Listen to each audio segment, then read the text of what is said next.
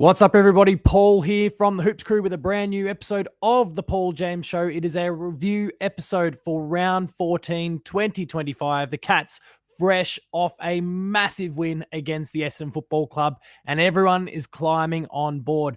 Thank you to everyone who's in the chat right now. Looking forward to chatting to you all tonight over the course of this show. We've got about an hour up our sleeves, and I'm looking forward to picking your brain on all things AFL. Thank you to the likes of Roaming, who's there in the chat already. Shadu, lots of meows. Shout out to Caroline Wilson tonight.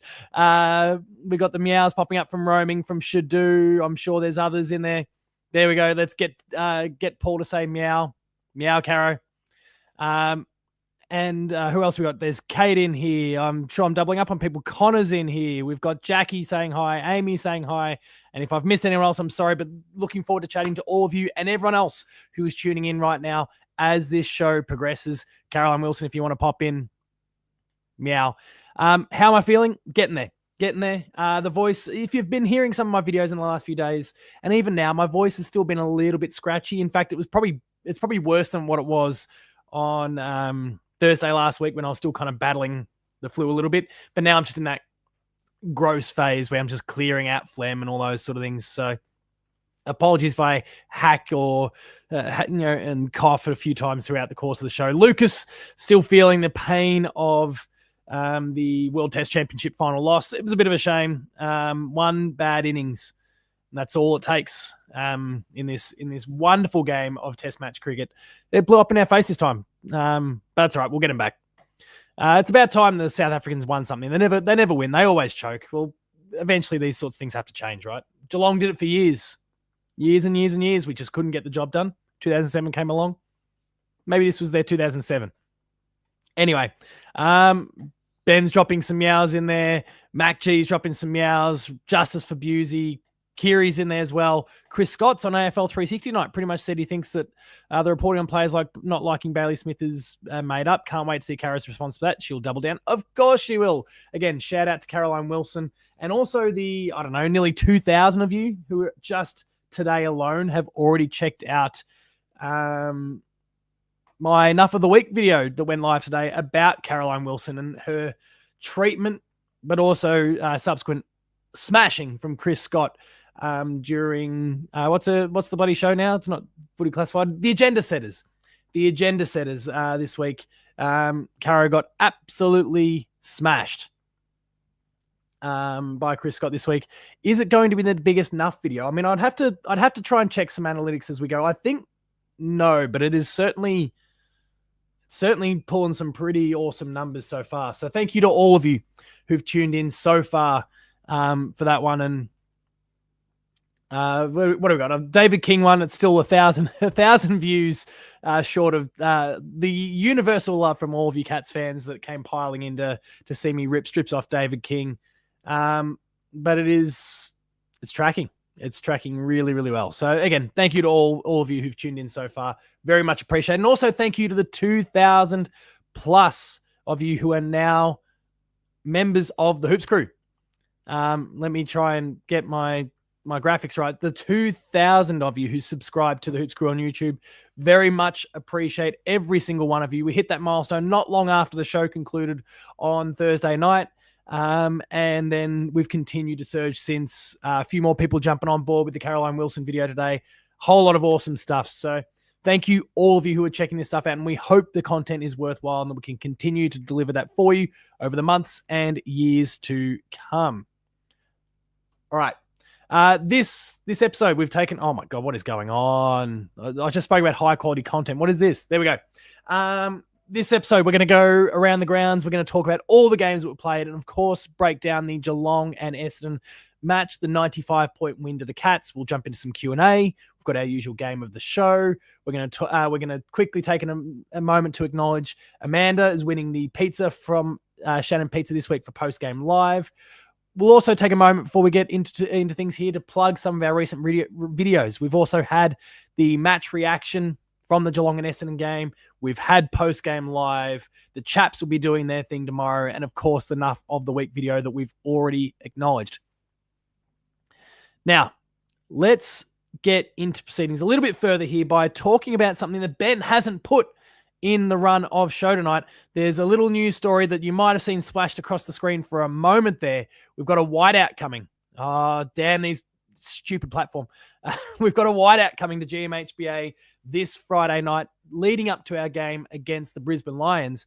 The Geelong Football Club's taking a bit of inspiration from a lot of American leagues, and apparently Penn State University in particular. We are planning to white out GMHBA Stadium this week. There's going to be 40,000 shirts, white ones, Geelong-themed ones, draped across every seat at the stadium. And hopefully everyone, we get 40,000 rock up. We can peer pressure those Brisbane supporters into wearing one as well. Or maybe they can at least wear one when their team loses and they're walking out the door and feel like they need to jump ship. And look, I really like this idea.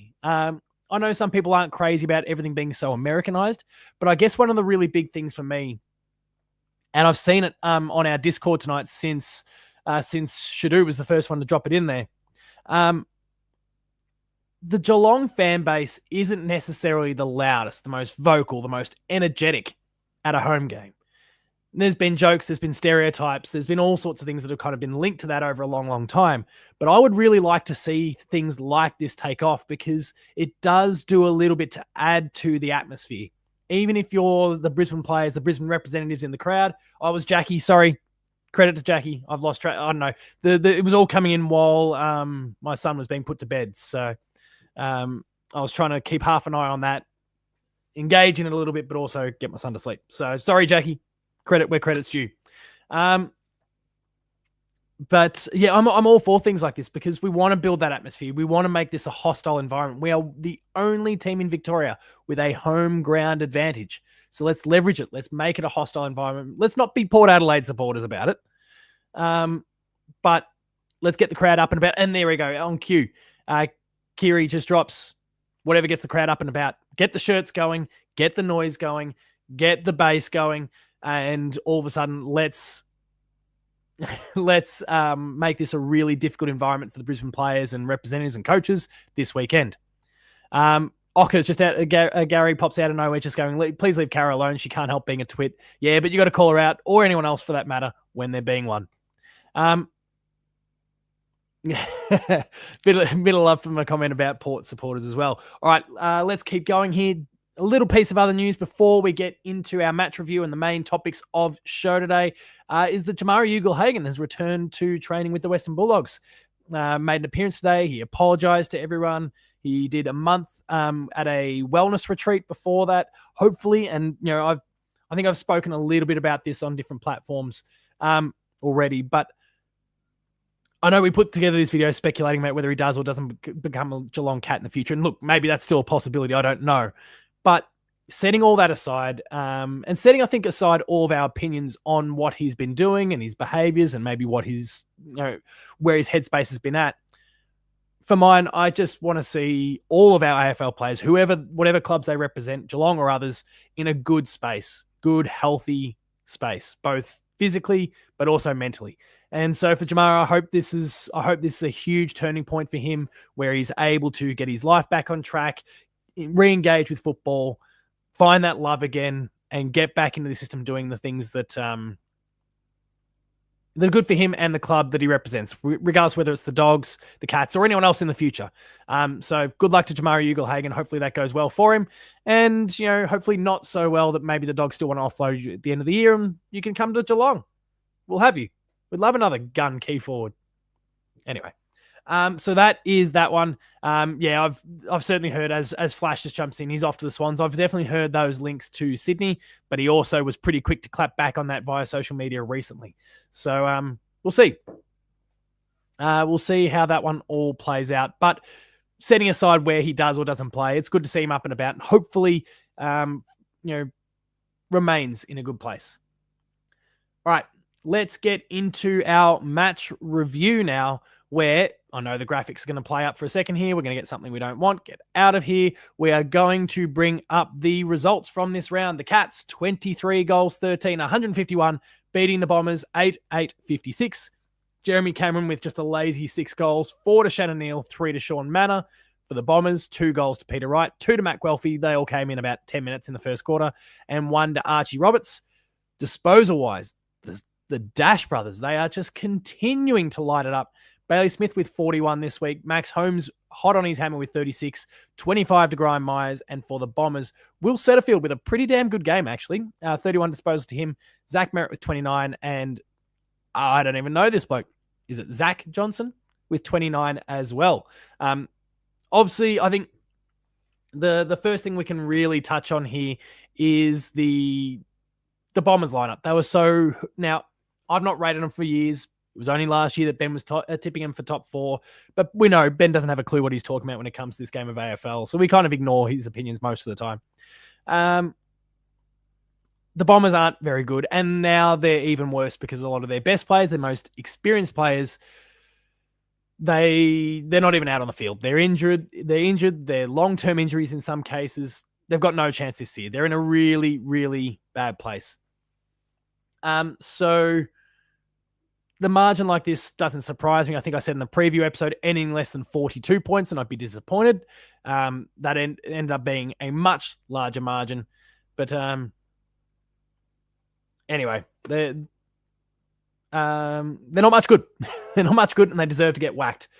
This was the 10th country game between the two teams, but we did have 12 goals from what Ben has dubbed a triple-headed monster here. To 13 goals, even with Sean Manor kicking 3, Neil and Cameron with the 4 and 6 respectively. Jezza now is well out in front leading the Coleman. He's also become this weekend the lead goal scorer in the 18 club era. He's kicked 690 goals since essentially his club was instilled in the competition.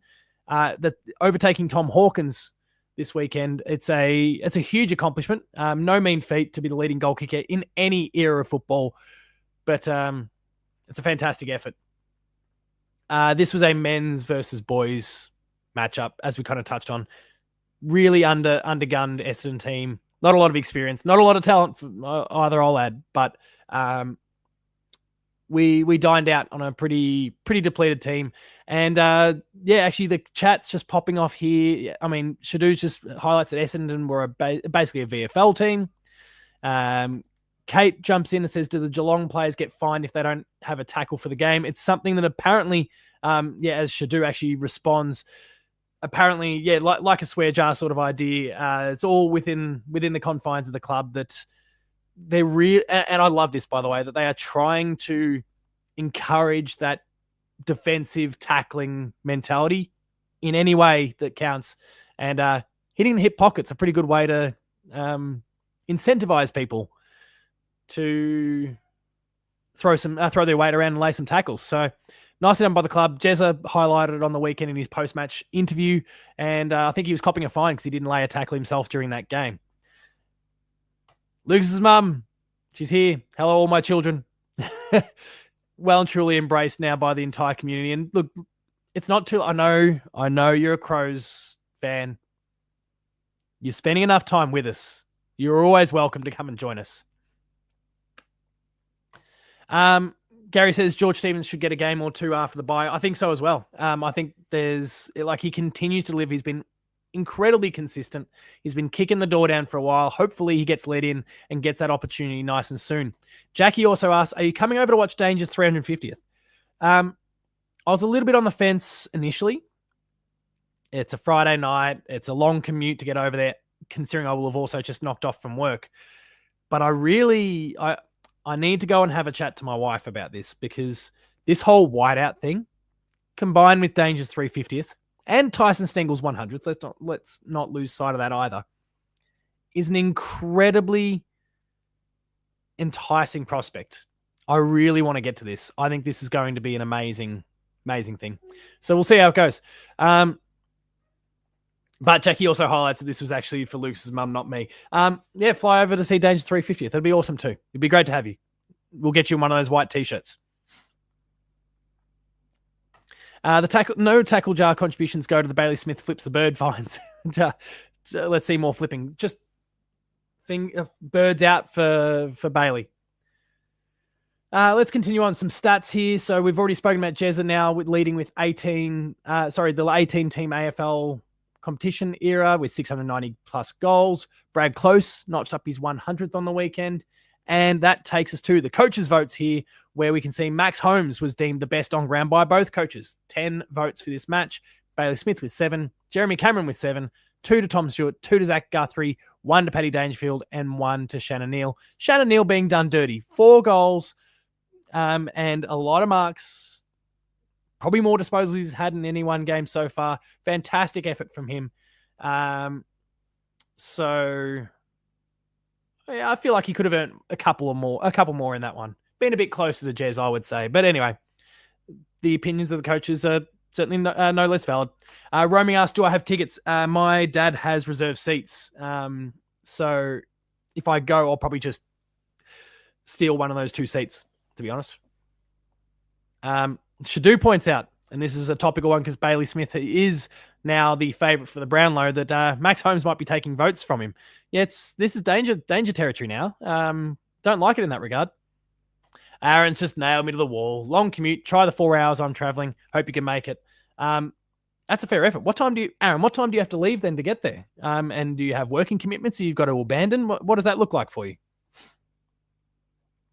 But actually, as Jackie says, that's a really good effort. So nicely done, especially with the 4 hours. Is this 4 hours each way? Or are you talking about 4 all up? Clarify that one for me as well. For me, it's about 3 hours all up.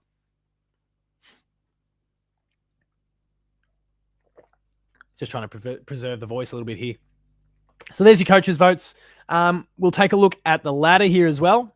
It's a nice rosy picture for the Cats. Geelong now sitting second on the ladder, with essentially Brisbane and Adelaide parting the seas for us nicely, and unfortunately keeping the Hawks somewhat relevant in the top 4 conversation. Don't love that, but the Cats have skipped ahead now. We're 2 points clear of the Lions, a game clear of the Crows, and look, technically 2 games behind the Pies because we've still got a bye to play. So we're 2 games off top of the ladder.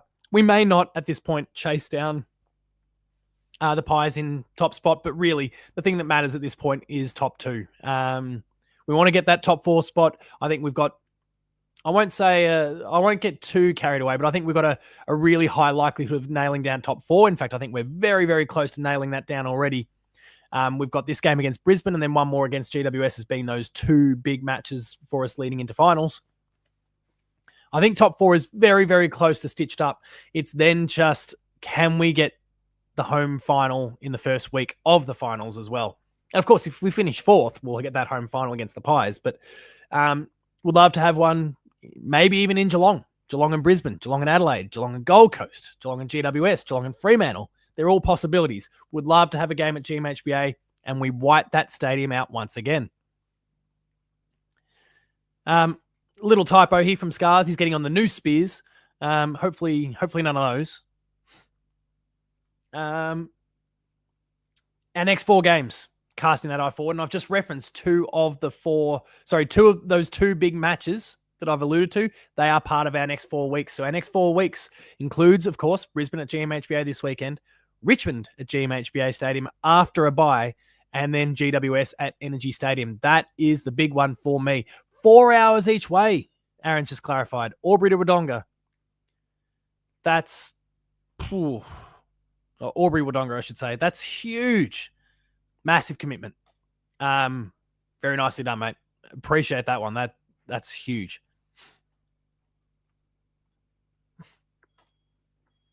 If you blokes finish 1st and the Pies finish 4th, thoughts on hosting the Pies at the G, despite it being their home ground? Look, it doesn't worry me. Any game against the Pies these days, whether it's home and away or finals, I just expect it to be at the MCG, and that's totally fine by me. At the end of the day, if we end up matched against the Pies during the finals, all I want to do is win, regardless whether that's the G, GMHBA. Ultimately, if we want to win this flag, we probably have to beat the Pies at the MCG at some point. Maybe that's grand final day or whatever. So any day, anywhere, anytime, let's go. But do appreciate the sentiment. I'd love to see more games at GMHBA during the final series, but we've got to get it done at the MCG. So I guess I'm not as much as I'm a Geelong fan. I want to see as many games as possible at GMHBA. When it comes to the finals, we know where we've got to end up. And so I would rather us get as many runs on the board at the MCG as we possibly can. Get yourself familiar with the dimensions. Make sure your most recent experiences are there. I'm fine with it. But I get why some would love for it to be at Geelong. I understand why the club wants it to be at Geelong. I would love some games to be at Geelong there. But there's also another side of me. It's like, if we want to win the flag, we've got to do it at the MCG, so let's get runs on the board. But anyway, Flash also says, to be the best, you got to beat the best. 100%. All right, let's go around the grounds now and look at the other matches of the week. I'm going to need to stop sharing my screen and then share the AFL website here, where we can look at all of the round 14 results. Boom, come on. There we go. Boom. That's not the right round. Round 14. There we go. We can see it began with an absolute hiding dished by the Dogs to the Saints after a pretty lackluster performance from the Dogs the week before. They clapped back nicely with that hiding of the Saints. The Saints obviously came out the blocks this season nice and well. They got that cheeky win against us. And since then, things have started to diminish in quality for them. Some injuries are coming in. Form is a bit of a problem. Their depth is a bit of a problem. And now they're starting to cop some hidings from some really high quality teams, as their chances of making the finals are almost zero now, as far as I'm concerned. The weather played havoc over at UTAS, and unfortunately, I know it's great for us when it comes to our ladder position, but it's killed me with the footy tipping. This was my chance to skip to first in my work footy tipping ladder. Instead, it blew up in my face with the two above me tipping the Hawks in this one. The Crows had this one. I thought they were fine. And all of a sudden, the very end, kind of a reverse for the Crows, considering how they pinched one from the Lions the week before.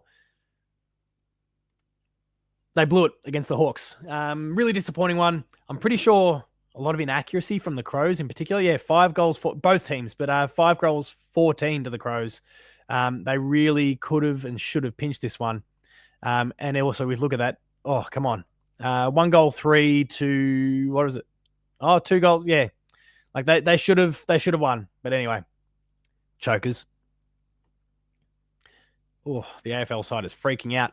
Another really tight match, and a good one for the Giants here, winning against the Lions by 11 points. That has also helped us skip to the top of the ladder. All right, let's just settle down here, Aiden. No chance. I am not a tattoo guy. Plain and simple. It's not going to happen. And this is one of those that, like, we're talking about 50 patrons to get the Ninja Turtles shirt, pajamas and all those. Oh, I started to type Ninja Turtles. I need to check Patreon. Hey, hang on. We're on 40. Thank you to Ben. Look it up for me while I'm trying to navigate the show here. Apparently, we've had a new Hoops Crew patron join. So thank you to whoever that was. I'll check. If I get a chance, I'll check it out if Ben doesn't help me. But 40 patrons. We are 10 away. We need to start a countdown thing now, I think. We are 10 away from the magical 50 milestone, which then gets the Ninja Turtles pajamas. But there's no numbers of patrons. There's no number of patrons that are going to get me with a tat. Sorry. Never going to happen. And Lucas's mum has my back. That's awesome. Thank you. No circumstance. Winning the flag this year should do us? No, not happening.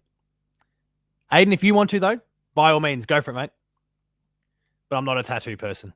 Drop your turtles in the chat. We're at 40 paid patrons. 10 to go. That's awesome. Thank you. And I guess just to that note, thank you, everyone. Some of you are watching live tonight. Others, you might be watching this after the fact.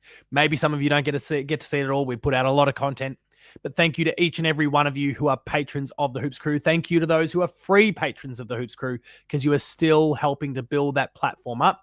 I've just realized in this moment that I need to get my post up for the scratching post this week. So stay tuned for that one to go live shortly after the show as well. TMNT tattoo. Never. But yeah, thank you to everyone who supports the Hoops Crew in any way, shape, or form, whether you're a patron, paid or free, whether you're a subscriber on YouTube, whether you just subscribe to our social feeds as well and engage and respond and those. Like it's all huge. We're trying to build up this really awesome community of Geelong supporters, and we appreciate every single one of you who supports. Now let's keep this one going because that was a sidetrack that I wasn't expecting. We've of course spoken about the Cats winning by 95 points there against the Bombers. Freo. We nearly had North travelling interstate for 2 weeks to play home games in WA and win both. We got that close. Freo didn't present themselves in the best way, but they got the points against the North Melbourne Football Club. 6 points was the margin. Then the Sunday games, some tricky games potentially for tipping there. I saw plenty of people in my various circles tipping Melbourne. They did not get that one done. Thank you very much. That allowed me to slip into second for my work footy tips. Port by 25 points. And then Carlton, after coming out of the blocks, something. Look at this worm. Please take a moment to comprehend this. Avalanche.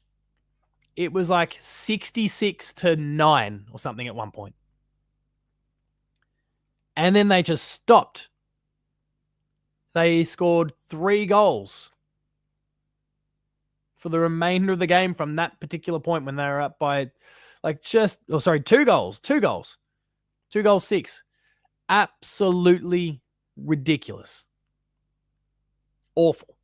I spoke about, us having after we beat the Eagles, the worst 42 or 43 point win ever. This result is worse for Carlton than our smashing of the Eagles recently. So anyway, and there was plenty of positives to take from that. Sorry, I'm kind of leaning into some of the drama around the Cats and the Eagles. And I think there's some key notes there, like Charlie Curnow is injured.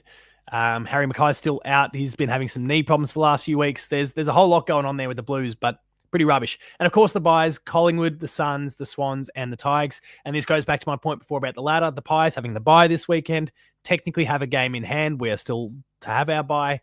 Assuming they win, they'll just skip an extra game away over the course of the next couple of weeks. We're going to have to, something's going to have to happen with them, I think, for them to slip away from first at this point. They've just got a nice, healthy buffer. I won't have any of that in my Hoops Crew chat, Shadu. You Carlton sympathiser. Go join Terry at Blue Abroad.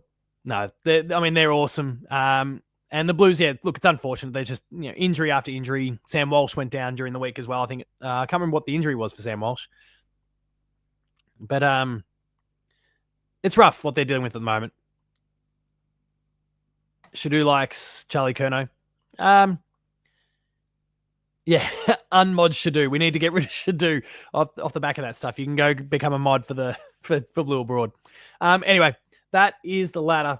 Let's move on with the show now and talk about some other points of note from this round. We've, of course, just gone through the results. Our rising star, Tyrell Dewar from the West Coast Eagles. There was an argument from some Eagles fans that he should have gotten, I think in the week that Connor O'Sullivan actually got the nomination.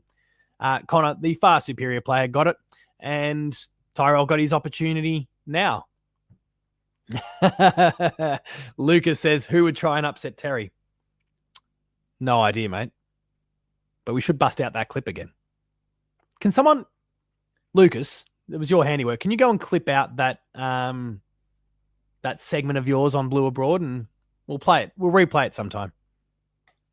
Anyway, looking at the VFL, there was a 2-point win against Werribee for the Cats. Ollie Henry with 2 goals. George Stevens, 29 disposals and 11 clearances. Mentioned that before. He is just continuing to dominate at the VFL level, doing some really great things. Jai Clark is also performing really well at the VFL level, 27 disposals and 8 tackles.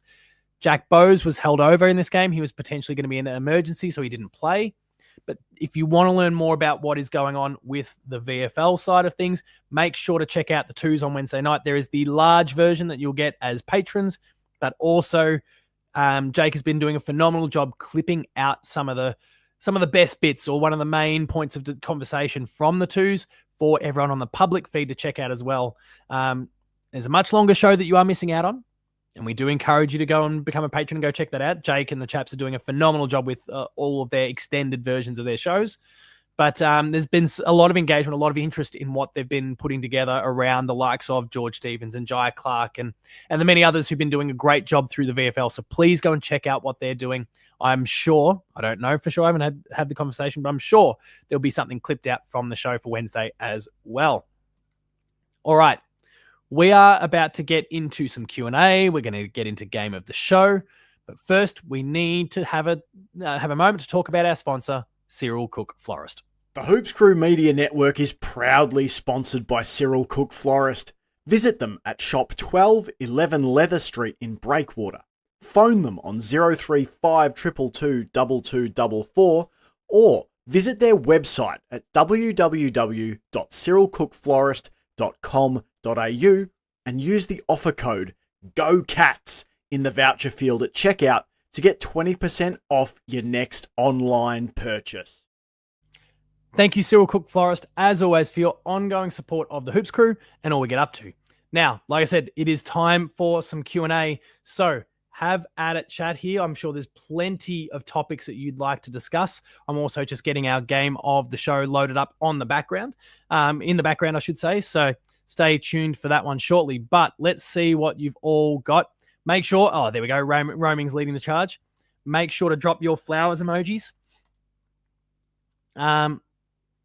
Lucas says, just tell Ben to keep an eye out in his chat. Why is that? I'll get you to clarify that one, Lucas. I'm not 100% sure what you'd be referring to there. Did something happen on Postgame Live?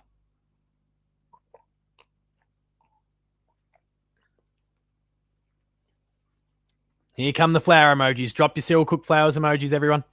All right. Some little points of conversation that we... Oh, I was waiting in Postgame Live for 5 minutes and Ben ended the show. You must have just taken too long, mate. Where was the commitment? Why weren't you there for longer? Were you still sulking about the cricket? Because if so, I kind of get it, actually. It's a shitty result. Anyway. Sarah Robinson says she's in the bath watching this. That's a first for the show. Is it a first for the Hoops Crew? Is anyone else? Yeah, we'll leave it alone. We'll leave it alone. I hope you're enjoying your bath, Sarah. Jeez, I could do with a bath, actually. My hip is killing me at the moment. I'm becoming an old bastard. Whoa, Jackie has just dropped a huge bomb in the chat. Shannon Neal is better than Aaron Cadman. Thoughts? I guess I think when we have a conversation about these two, and I was not expecting this in the slightest, but I guess the conversation about the two of them probably centers on their ceiling. What is, like, who has the greatest ceiling? And I think for me, the greatest ceiling is Aaron Cadman. He's just got that. There's an X factor on top. Like, he's got the skill set. He's a great kick. He's a former number 1 draft pick. He's got all the skills. But I think there's an X factor about him that Shannon Neal doesn't have. And also, to the point that Frank makes, I think there's an X factor to Aaron Cadman that, Darcy doesn't have either. And I think that in large part is also Darcy's, that more ruck forward. Cadman is that more pure forward. There's a bit, again, I think the athleticism in the case of Cadman is what really helps there. Roaming hates the orange team. I love the orange team. They are my second team. And I know there's like a social media sort of thing that they go for with that, but they are absolutely my second team these days. I just love everything that they do. Lucas says, I thought about doing a post-game live from the shower. Come shower with Coach Lucas. Cadman or Riley Tilthorpe? I'll take Tilthorpe. Yeah, I'm going to go with my gut instinct there. I'm going to go with Riley Tilthorpe. He's just a brute. He's one of those, like Cadman, he's that slighter figure. I I think will need to get out on a lead to beat his opponents. Whereas I think Riley Tilthorpe can do that, but also if he gets caught in a one-on-one, he will throw his opponent out the way and take the mark. I don't think Cadman has that capability. I don't think his frame allows for that sort of size. The chat is really popping off about Lucas in the shower. If Lucas's mum could comment on this, that would be really helpful right now. But Ben, there's an idea for you. Post-game shower. Lucas, you need to have your shorts on when it happens.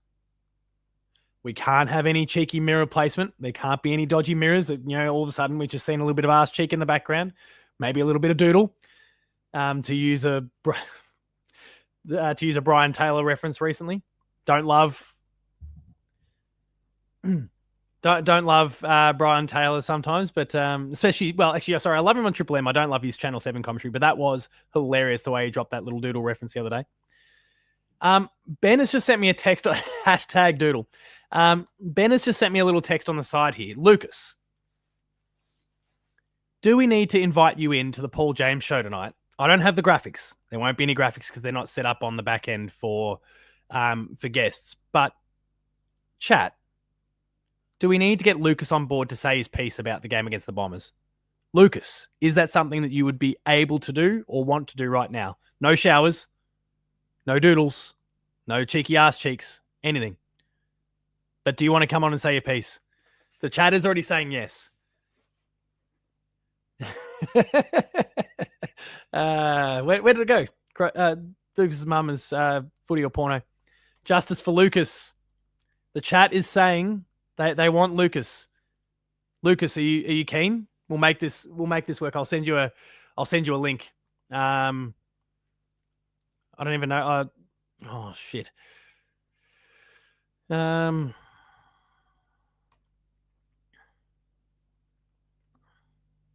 How can I send my mate Lucas a private link when hang on, I got Twitter. I'll send him Lucas, I'm gonna send you a DM, mate.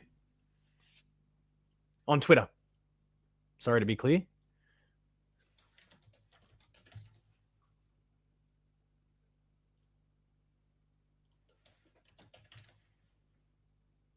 There he is.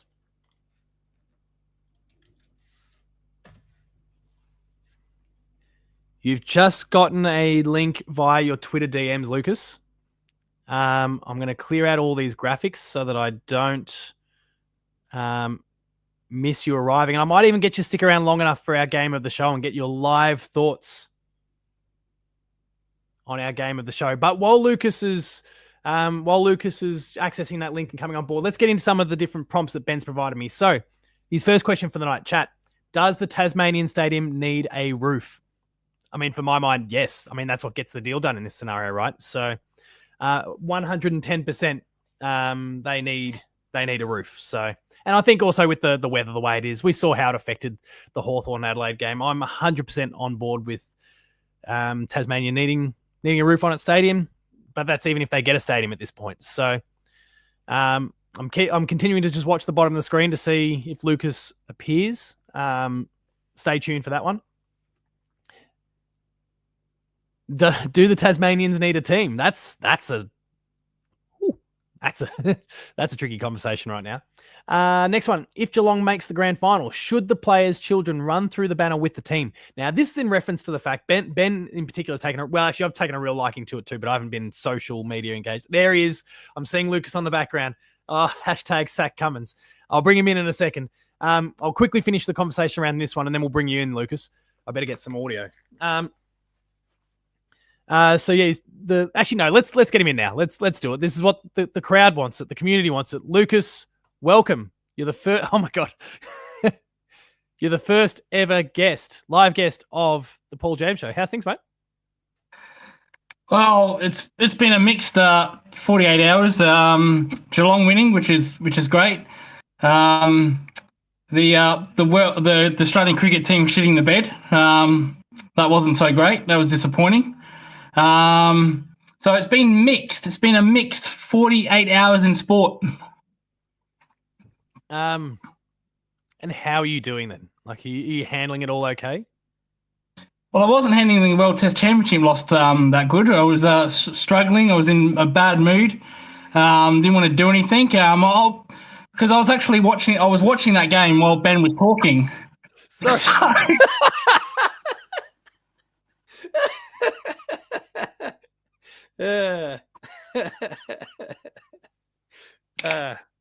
She's just out that.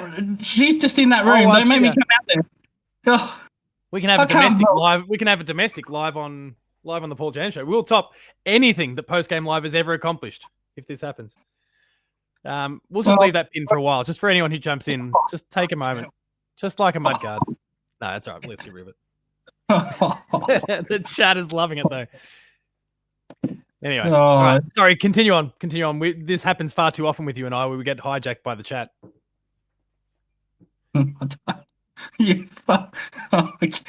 She's literally in the next room, so you can't hear her, but she's giving it to me. That's all right. What was I saying? What were we talking about? We were talking about the highs of the Cats' 95-point win, the lows of the World Test. I was watching the game and then Ben was talking to his guests. And Ben, no more 1 hour shows, please. No more. Keep it to 2.5 hours. Otherwise, Paul can get on and do it. I'll just pick up the reins. Yeah, just pick up the reins. Yep. Just have Ethan talk for an hour. Have the Vela family talk for an hour. I can get to my midnight stuff. When Ben rushes it, I can't do that. So, that's when the shower goes on and the mirror gets placed in the right way, and we see a little bit of Lucas' arse cheek. How does YouTube respond to arse cheek? It's not boob, it's not dick, it's not anyway. I don't know. Well, there'll be probably none of that. We'll save the really good stuff for the grand final win. We'll keep it. We'll keep it MA 15 plus until the grand final. Then we might have to go R rated. Yeah, but anyway, that'll be the one that's hosted exclusively on OnlyFans that night. Yeah. Well, the Hoops Crew OnlyFans / Lucas.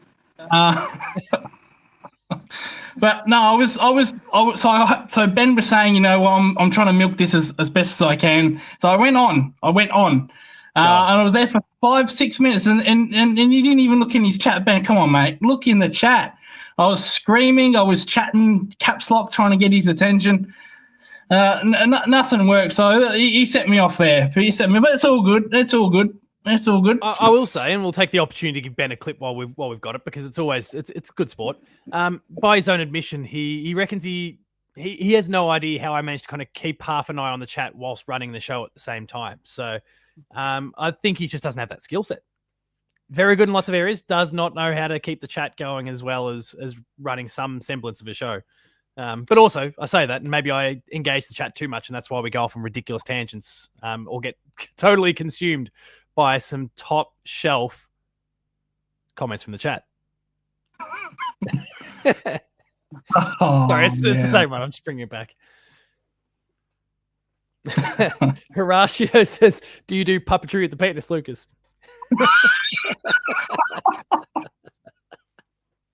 Dude, I've only been on here 5 minutes, and it's turned into an R-rated show already. I mean, look, the other references are like you're being compared to Corey Worthington. Yeah. Okay. Well, I haven't thrown that house party yet, but if anyone wants to sign up, we can be more than accommodating. Well, next year we'll all rock up for Gather Round, and we'll just get rat shit at your place and destroy it. Yeah, I don't think I'll be welcome back ever again if that happened. Sorry, Mrs. Lucas. Yes. But no, you're all more than welcome to come down. I'll be in the Barossa, so I'm moving up to the Barossa, my own house. Yeah, right. Building in the Barossa. Nice. So there's plenty of room. Oh yeah, good luck for me for when I like to drive an hour down to the city. I hate that, so not keen on that. But Yeah. But what's it be like to imagine driving to Geelong to Melbourne every day? Bit like that. So, I can't wait for that. I'll reference Scar's one here. He says, what's the address, son? Please don't do that. I made that mistake recently, if we all recall, of doxing myself live on stream. So let's not share that one. Was it 123 Fake Street? Oh no! Well, I'll share it privately within our group, in our community, for Gather Round next year. And then we'll all share it online. Well, are you actually going to Gather Round next year? I don't know. I need to. We've got to make a concerted effort for this. A bbit like the getting to GMHBA for when Ethan's in town. I think that's the Port Adelaide game, if I remember. I'm trying. I haven't said no. I have to work it out with my mum, but I haven't said no to it. We'll do our best. We'll see what we can. Flights scheduled and pricing. So I'm not saying I haven't said tickets. I haven't said no to it, but maybe mum can come on and we can have a argue about it. But no, so. I mean, we can start with the comment first and then jump into that conversation. You can watch the domestic play out over the mudguard reference. But I'll tell you what. There needs to be 2 weeks of Gather Round. There needs to be one early in the season, and there needs to be one later in the year. I think that would be good because you blokes up in Victoria, you seem to get it every week. You've got it every week. You get it a week for the last 100 years. So 2 weeks would be nice. So start of the year and probably around 23, 22, where it heats up a little bit in the September. Yep. No, I like it. And whether, I mean, I guess the conversation would obviously be, does SA get a second one? Do you take one to WA? Do you take one somewhere else? Which would be obviously a really interesting conversation. But I do like the idea at its core of there being a second Gather Round. Well, Gather Round 2.0 Electric Boogaloo or something, whatever. Well, I wouldn't suggest a Gather Round if it was going to be in Perth, would it? Because let's face it, time Gather Round hits Perth, they'll be in Christmas because they're that far behind us. So that's not really appropriate. But I have a feeling when Tasmania, or if Tasmania, you never know these days. Goodness me, what a disaster that is with Tasmania. I feel for them. Complete farce. Maybe when Tasmania come in, we'll lose Gather Round, and maybe we can have 2-3 weeks of it. We can have a whole month of Gather Round. Yeah. That just as a farewell, then hopefully we can get it back from Tasmania. Shit.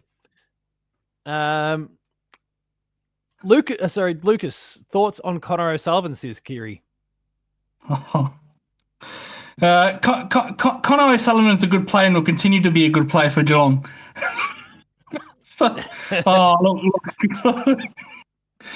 Look. Do you remember the where he didn't bounce the ball when he got around like 50 meters? That was a bit of a dozer thing to do. But breakout game for Shannon Neal. But let's hope he can be a little bit more consistent. We want to see that this week. I think you want to see at least, I don't know, what's an acceptable, assuming the weather's okay for a second, let's just assume normal conditions. What's a pass mark for Shannon Neal in a game like this? He's obviously kicked 5 recently against, who was that against? Was that the Eagles game? Yes. 4 against the Bombers. They're both cellar dwellers. So what is a pass mark when you're playing against a top team like Brisbane? Well, it's all good kicking, 10 goals against nobodies like Charlie Curnow does. Kicks 10 against West Coast and doesn't do it in finals, unless he gets free kicks. So I'd like to see Shannon Neal kick 3. I think a pass mark is 3. You've done it against nobodies. Let's try to do it against a proper rule team. And Brisbane have got a good defence. Andrews down there, Starcevic is back. So they are a good defence. So let's kick 3. Let's show that you can do it against the bigger teams, because I don't want him to be a player where he kicks 5 against nobodies and doesn't do it for the rest of the year. That's fair. For me, I think 2's the passable number. But at the same time, I could see the 3, because now obviously you mentioned they've got some good defenders, but Payne is now out for the season with his patella tendons. So that does make Harris Andrews instantly more accountable. He has to be. And then you've got this bloke called Jeremy Cameron up there who's going to attract all of the attention. So if you can just, have those sticky hands like he's showed in the last few weeks, I feel like, a lot of those criticisms that we all threw him early in the year, where he was dropping some really basic ones. I feel like we're not discussing that nearly as often at the moment. Now, it could be, I don't know, for me, it could just be that I'm kind of tuning those things out and trying to focus on the good, but I feel like we've seen less of that lately. So if you can just bring that to it, get his 10-ish disposals, kick 2 to 3, we're happy. Well, I'm confident this week against Brisbane because we're not playing them at the G.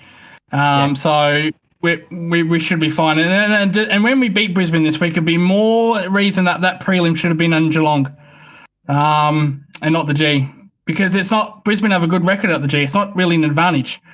Finishing top 2 in the finals these days is not an advantage as you think it is. Because not if you're a Victorian team, for sure. But also, there's that too. Yeah. So just if most likely we could play them in a prelim. Let's hope that gets moved to Geelong or Adelaide Oval. Would be great there because we have a good record. We have a good record at Adelaide Oval, don't we? We've won our last 5 or 6 there. So, that's a good point. As long as we don't play it at Energy Stadium, then I'll be fine.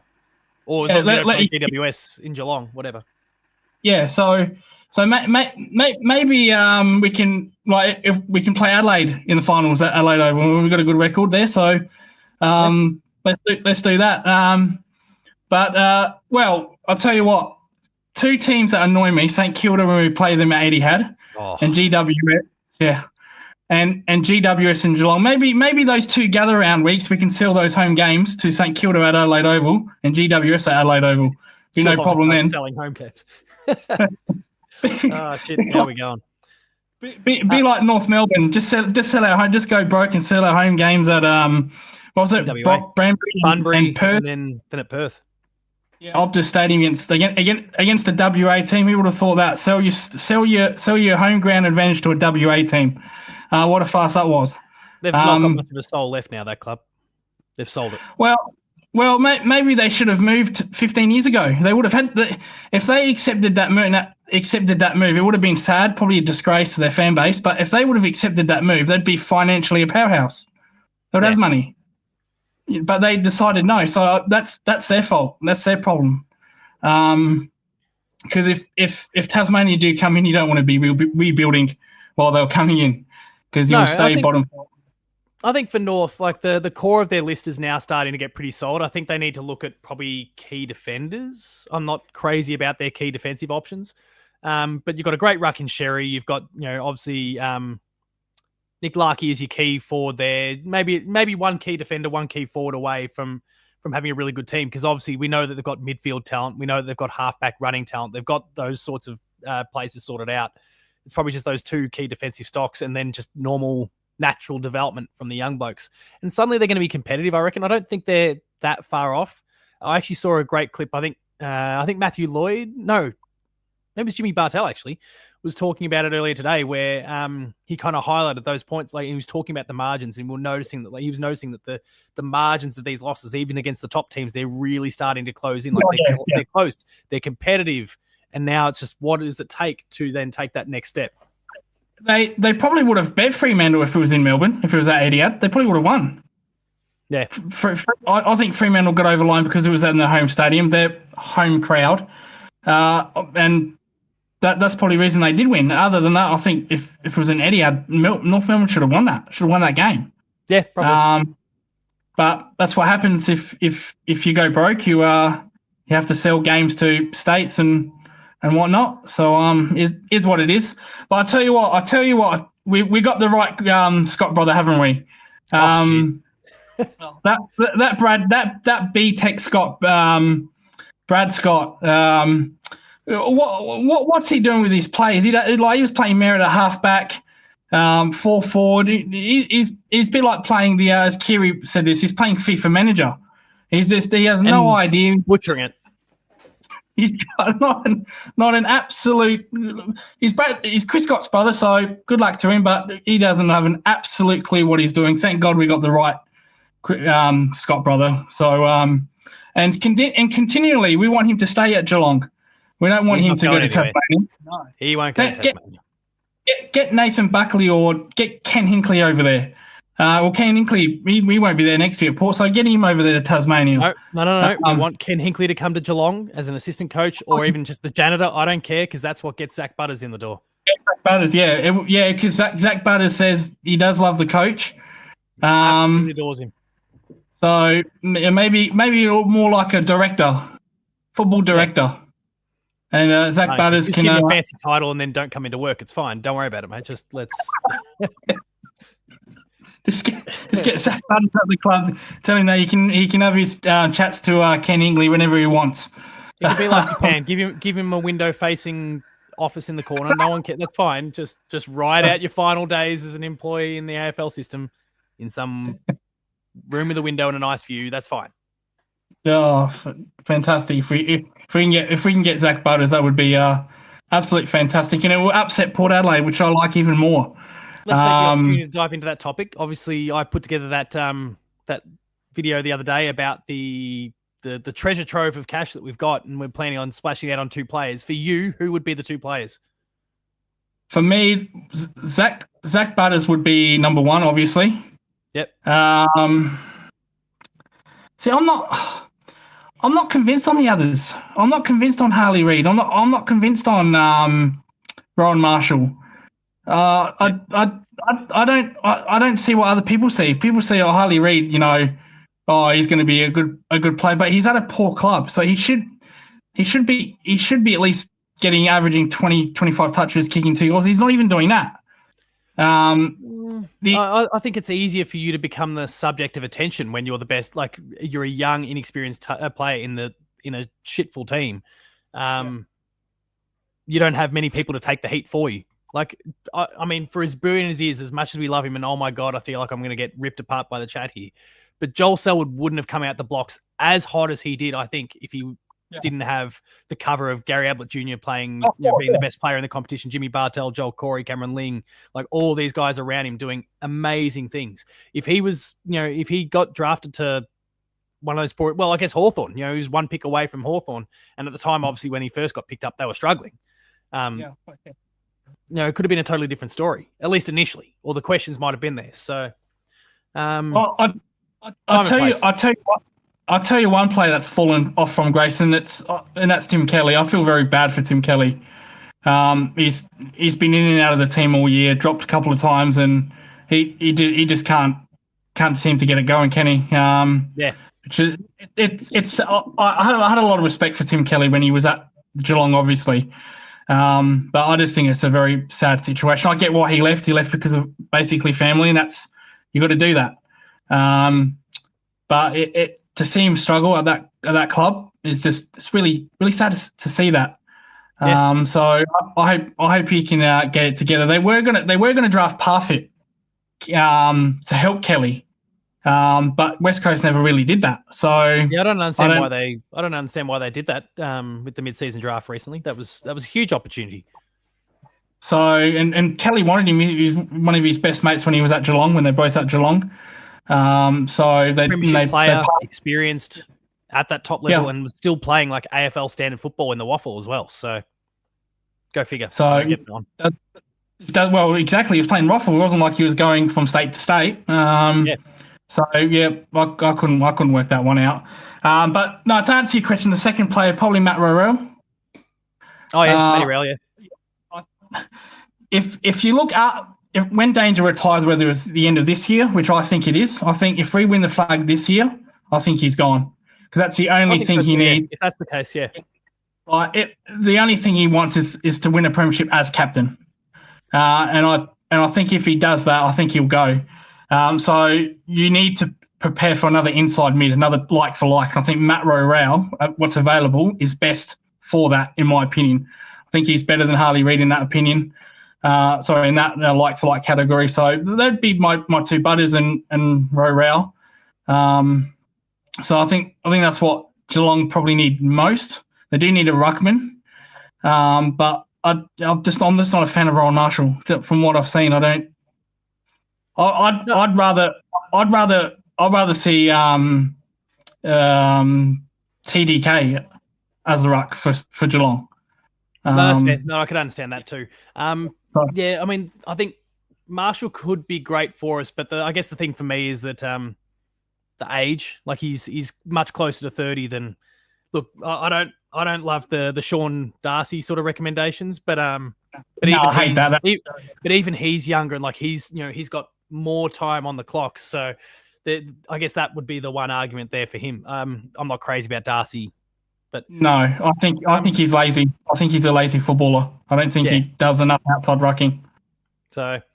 I think the ruck one's a tricky one, but there's certainly some sort of merry-go-round going on. I think I heard the other day that TDK wants to stay. It's just that there's like a $5 million gap between the Saints offer and the Carlton offer, and he's just like, I can't ignore that amount of money, which is fair enough. Well, it's fair enough, but he's fair enough. He's choosing one bad club for another bad club. He's not going for a premiership, that's for sure. That's exactly right. Whatever he chooses, it's basically money, isn't it? Yeah. Doesn't care about premierships, which is a pretty sad mentality. But maybe he just hopes that Sam can win another one, and then Sam might give him a medal. Yeah,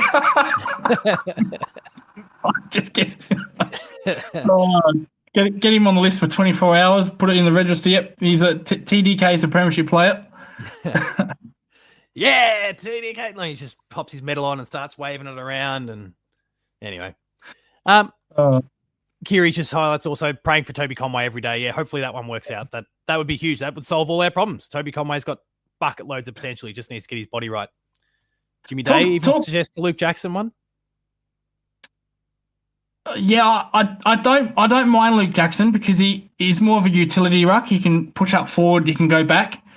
So I think ruckmen like those types, like the Gawn types, Tom English types, TDK types.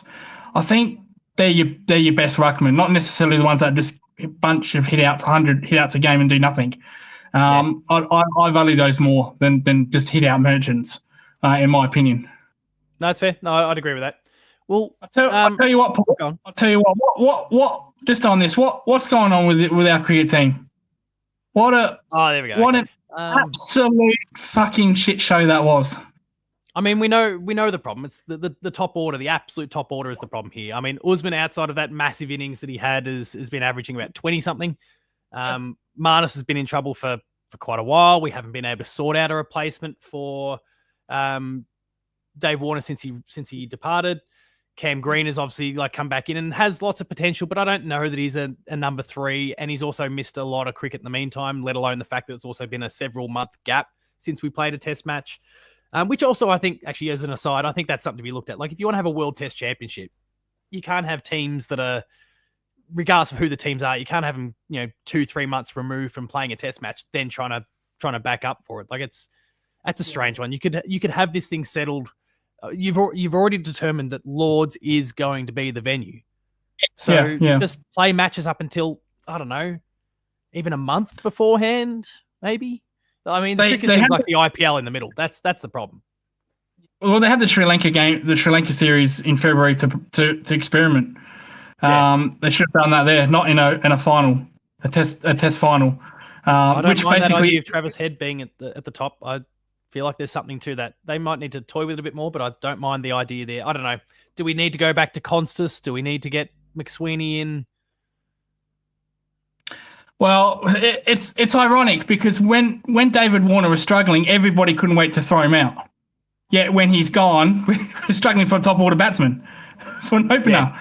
So that's really ironic, and yet we want to keep on to Khawaja. We want to keep on to Marnus because they're nice guys in the media, and they're presumed as nice guys, and Warner is a bit rough around the edges. We can admit that. Yeah. But, we got rid of one of the world's greatest openers in Test match cricket history, David Warner was, and we haven't replaced him since. This was 3 years ago. 3 years. And we've tried 5 different openers. We've tried McSweeney, who was never an opener. That was a joke. We've tried Constas, who only played 3 games and gets dropped. We've tried Travis Head. We've tried Labuschagne. So we need a proper opener, which is Constas. Constas is our future. Yeah, I think it could be Constas. He's just got to stop being the class clown like he was. Just get out there. He earned his stripes by playing relatively orthodox cricket. There was a few flashy moves from time to time, but it wasn't trying to scoop every single ball that comes at you from fucking Jasprit Bumrah and all those. It was still fairly traditional for the most part. It was, so yeah. I think he just needs to come back and really establish that game, show what he can be, and then, every now and then bring out a party trick or two. But it was certainly entertaining, that Boxing Day test. But Yeah. but I can remember that for a while. Yeah, Yeah. we're here to win these matches more often than not. And when you play a high risk game like that in a game like Test match cricket, it tends to blow up in your face more often than not. So, yeah, well, you are correct. He needs to just calm down a fraction. Apparently, he might start for West Indies, and that he's going to play in his orthodox manner, which is being calm.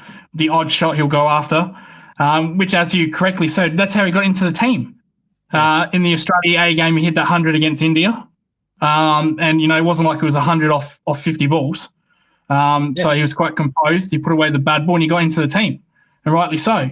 And then all of a sudden, then he goes mental. It was funny. But... Well, it upset Bumrah, didn't it? Nobody's ever done that really to Bumrah except for Stuart Broad, who did that a few years ago when he hit 36 off him. But we just need to play these young cricketers before the Ashes, because if we lose the Ashes, Paul, I don't know what I'm going to do. I'm going to be in an absolute meltdown. Especially at home. It'd be like Geelong losing 5 grand finals in a row. You just had enough. You had enough after one. They won 5. So that's what it feels like. The bowling, I think, needs a revamp. Hazelwood is not fit. He didn't look fit this Test match. Lyon was disappointing this Test match. Stark was very good. I think Stark's our best bowler the last 2 years. Yeah. In my opinion. So maybe the bowling needs a refresh. Young Victorian Fergus O'Neill might need to come into the team eventually. Maybe Scotty Boland, but they just continue to shaft him. Well, I can't believe he didn't play this Test match and they picked Hazelwood. You knew Hazelwood was undercooked, and it showed in that second innings in the South African run chase. He was so undercooked. So it's what Test cricket is. There's a saying, Paul. Fuck around, find out, and that's what they did. They stuffed around. I don't think that's a saying in Test match cricket, but I do like it being used in the case of Test match cricket. Yeah, they stuffed around with the lineups and they got exposed, didn't they? Yeah, and it only cost us the World Cup in Test match cricket, so no big deal. Kiri's just jumped in and said Hazelwood was like Mitch Duncan in the prelim last year. Just not quite ready to go. All right, let's throw to some of the other. So Ben gives me a few little Q&A prompts. We'll throw some of these past you in the chat. Please make sure that you're sharing your thoughts as well. I've gone through a couple of them before you got here, but the next one he's provided is which team drops out of the top 8 by season's end. Now again, I should bring back that image. I'll bring back the ladder for you as it stands right now. That should appear on the screen in a sec. But there it is. Come on. There we go. Which team falls out of that? For me, before you even brought up the ladder, I thought Fremantle for Bulldogs. I think I can't see Carlton, Port Adelaide, Essendon. They're finished for me. They've got to win so many games. I think Bulldogs, from what I've seen with Bulldogs, they're too consistent. Fremantle up and down like a yo-yo. You don't know what you're going to get from them. So I think GWS will be okay. Gold Coast will win games in Gold Coast and Darwin if they have any more in Darwin. But I see only one. That's Bulldogs for me for Fremantle. And apart from that, the 8 is pretty set. Aaron reckons the Dogs are only going to lose one more game for the year. They've got a good draw. What runs like, but okay. Yeah. Shadoo's thinking GWS. I'm sure Jackie is, like lots of people, hoping it's Collingwood, but that won't be the case, I don't think. Oh, we'd love it to be Collingwood. I love it to be Collingwood. I made a prediction 6 weeks ago. They're going to fall off the cliff. That Billy Elliott, the side bottom, well, not Billy Elliott, but you get the reference. Hopefully they'll fall off the cliff. It hasn't happened yet. Hopefully it can happen in the finals, because with all due respect, besides us, that they do look like the premiership favourites as well. So hopefully someone can stop them. Yeah. Also another team we'd like to see out as Scars highlights. Let's see the Poos and Wees, the Hawks, drop out. That'd be nice too. But That'd be great. Only because I think I'm just terrified of the idea of having to deal with them in the finals as well. So yeah, I think they're starting to find their best footy, really. To be honest, maybe that hiding from the Dogs really, woke them up. So yeah, they've been good the last 2 weeks. Yeah. Shout out to Telstra LOL 2 that's dropped into the chat for the first time ever. Welcome aboard. So who did they play before the Bulldogs? Sorry, who did they get belted by? Was it Collingwood? Yeah. Yeah, they got ripped open by the Pies. Yeah, so I said the Bulldogs shellacking was the Collingwood shellacking that really probably woke them up. And those last 2 games against the Bulldogs and Crows, they've played really good football, really good footy. I wouldn't go as far as really, but I do follow what you mean. Yeah, I mean they got smacked by the Lions by 33 points, then the Pies the following week, and then they pinched that one against the Dogs. So yeah.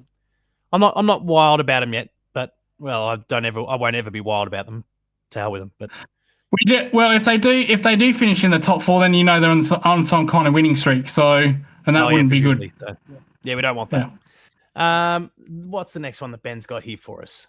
I don't like the timing of this question. This feels like we're jinxing something. He says, has the premiership hangover finally kicked in for Brisbane? Don't like that. They're vulnerable. I think they're so vulnerable. Their forward line is not as potent as it once was. Well, I'll tell you what.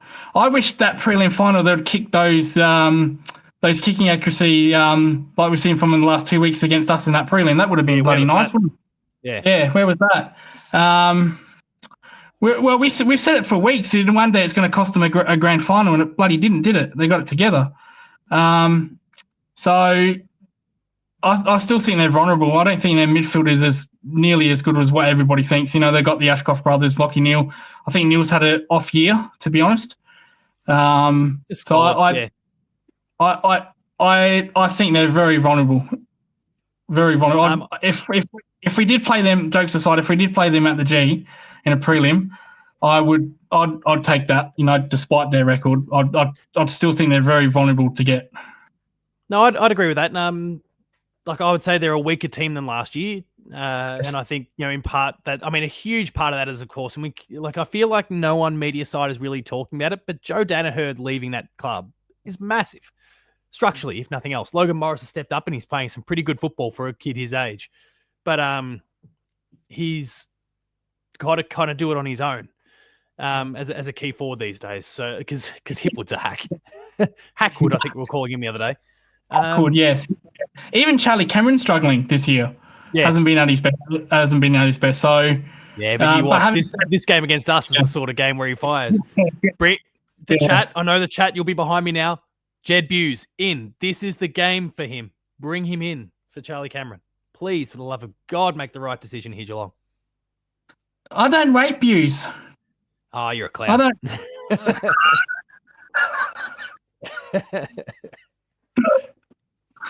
Oh, sorry. Now I've upset the 2 hosts.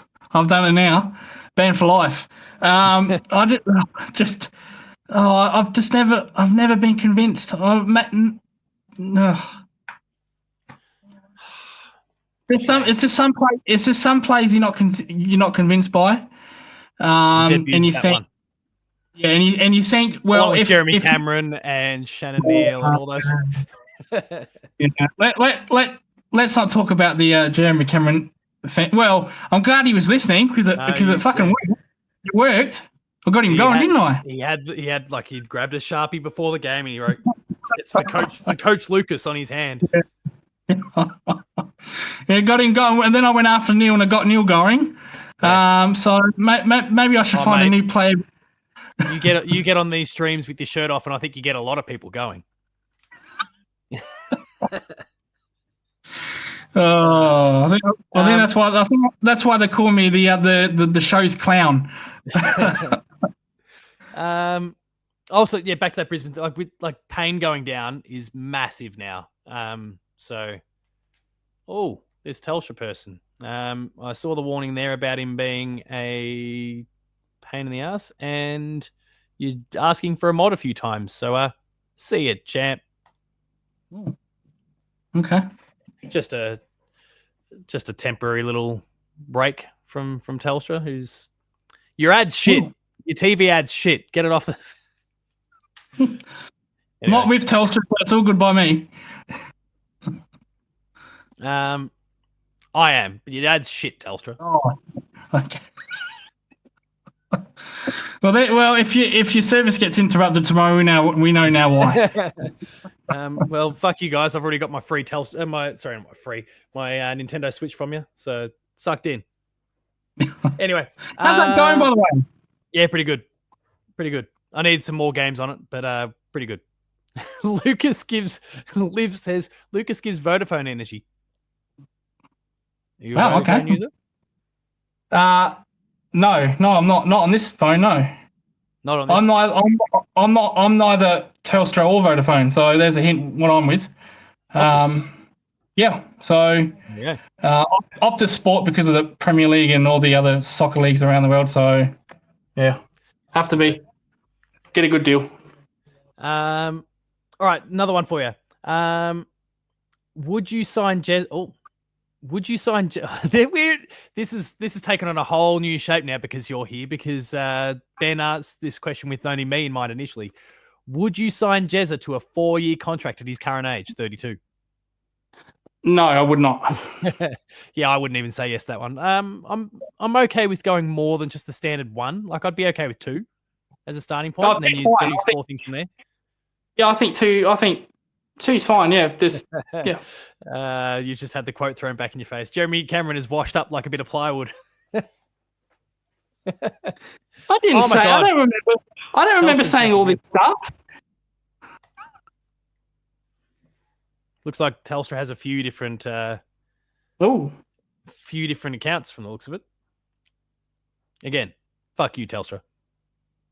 And I could be talking about you, the user. I could be talking about your internet service. Either way, get fucked. We're far enough into the show now. I can just start throwing bombs. All right. Yeah, I think 2, and then maybe you explore things from there. The final question that Ben has put together is Sam Darcy already the best player in the AFL? Already. No, but no. I think he will be in the next 2 to 3 years. I think he's the real deal for me. I think he'll win. I think next 2 to 3 years he'll just win Coleman after Coleman. Problem is, Bulldogs have kind of handicapped themselves with their salary cap.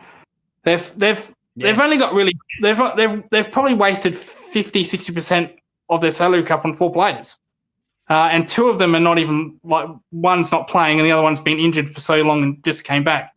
So now they're going to probably throw the kitchen sink at Darcy. There's Aaron Norton that they throw far too much money at as well. Exactly, yeah.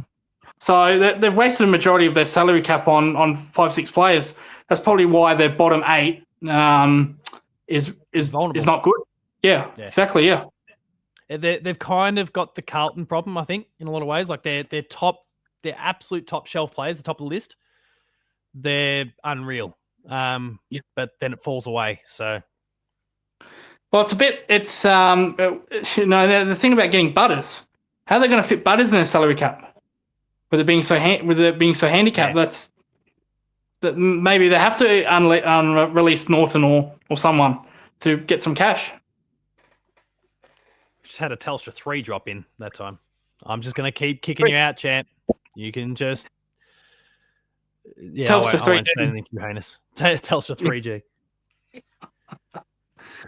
Wait till the 5 comes up.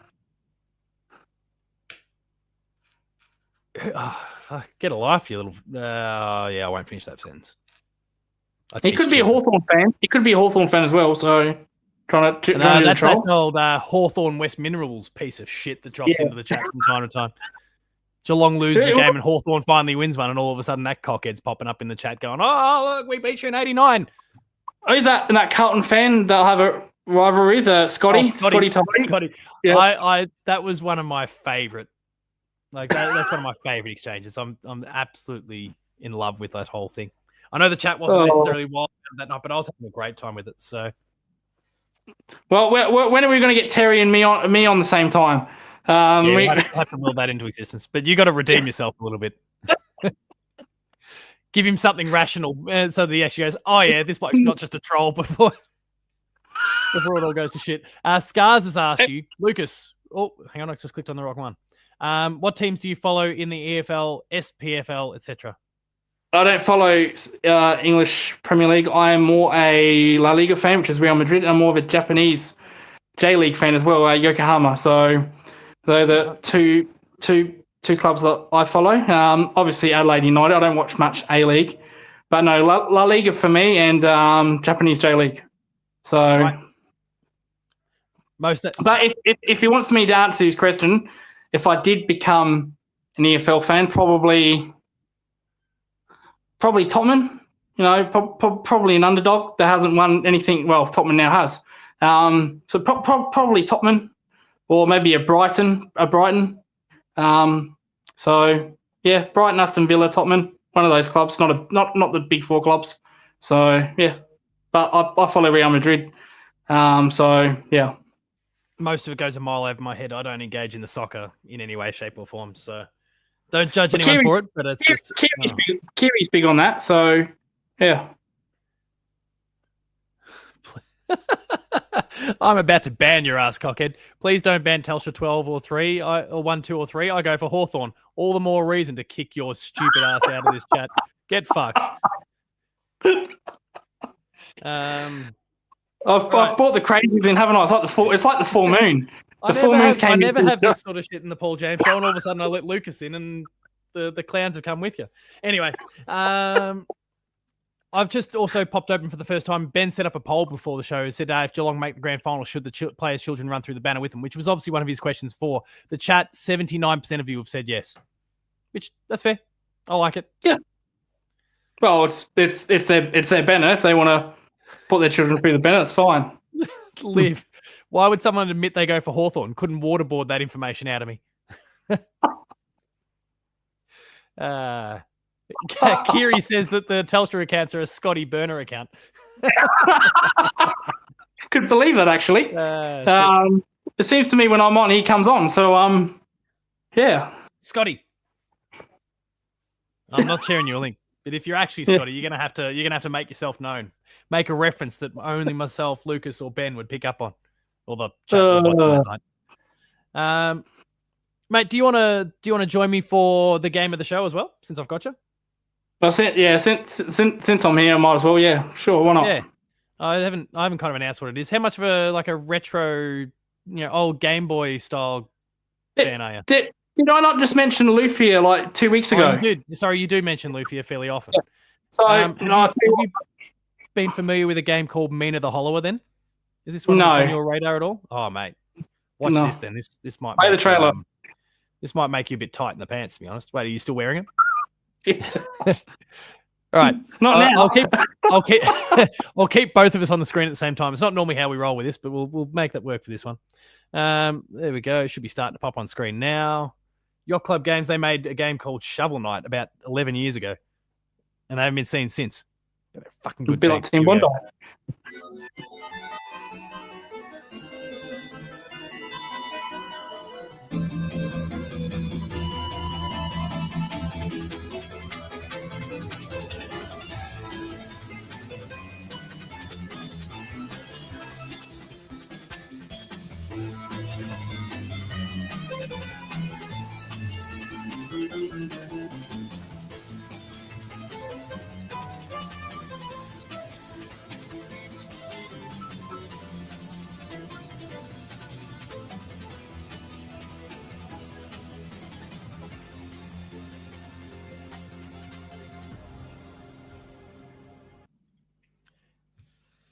It's like old school. Well, I mean, they've kind of put a bit extra sizzle into that trailer, but it's like old school Zelda from the like Link's Awakening DX on the Game Boy Color and all that.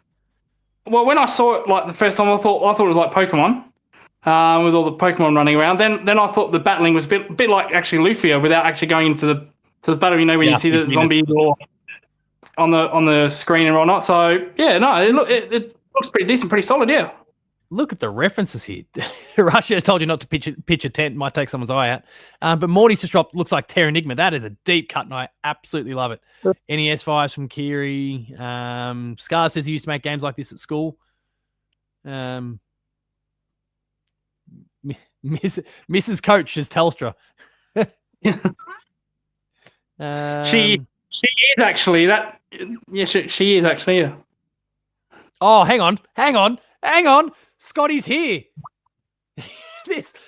I won't lie. I was going to protect my voice a little bit here, but we need to make this work. I don't have you on any sort of DMs here, Scotty. So I'm just going to drop the link into the chat. Apologies to everyone else. I'm only going to let Scotty in here. We're going to keep this nice and simple for the most. Now I'm starting to think this is Telstra. Scotty is Telstra. Yeah, I've got no doubt about it. What are the odds of that? What's the odds of that? This is far too coincidental for my liking. That'll Ben knows this bastard. Anyway, Scotty, I'm dropping the link here in the comments section. Use it, jump in. Apologies to everyone else. I'm not going to let anyone else in. We're just going to let this. This is unreal. Well, let's go for the trifecta. Is Vince here somewhere? Vince, if you're here, we'll let you in. We can I'll jump out and you three can have a three-way. Oh, he's already here. He's already here. This is magical. We don't even need post-game live to bring us all together. Scotty is in. Wow. I'm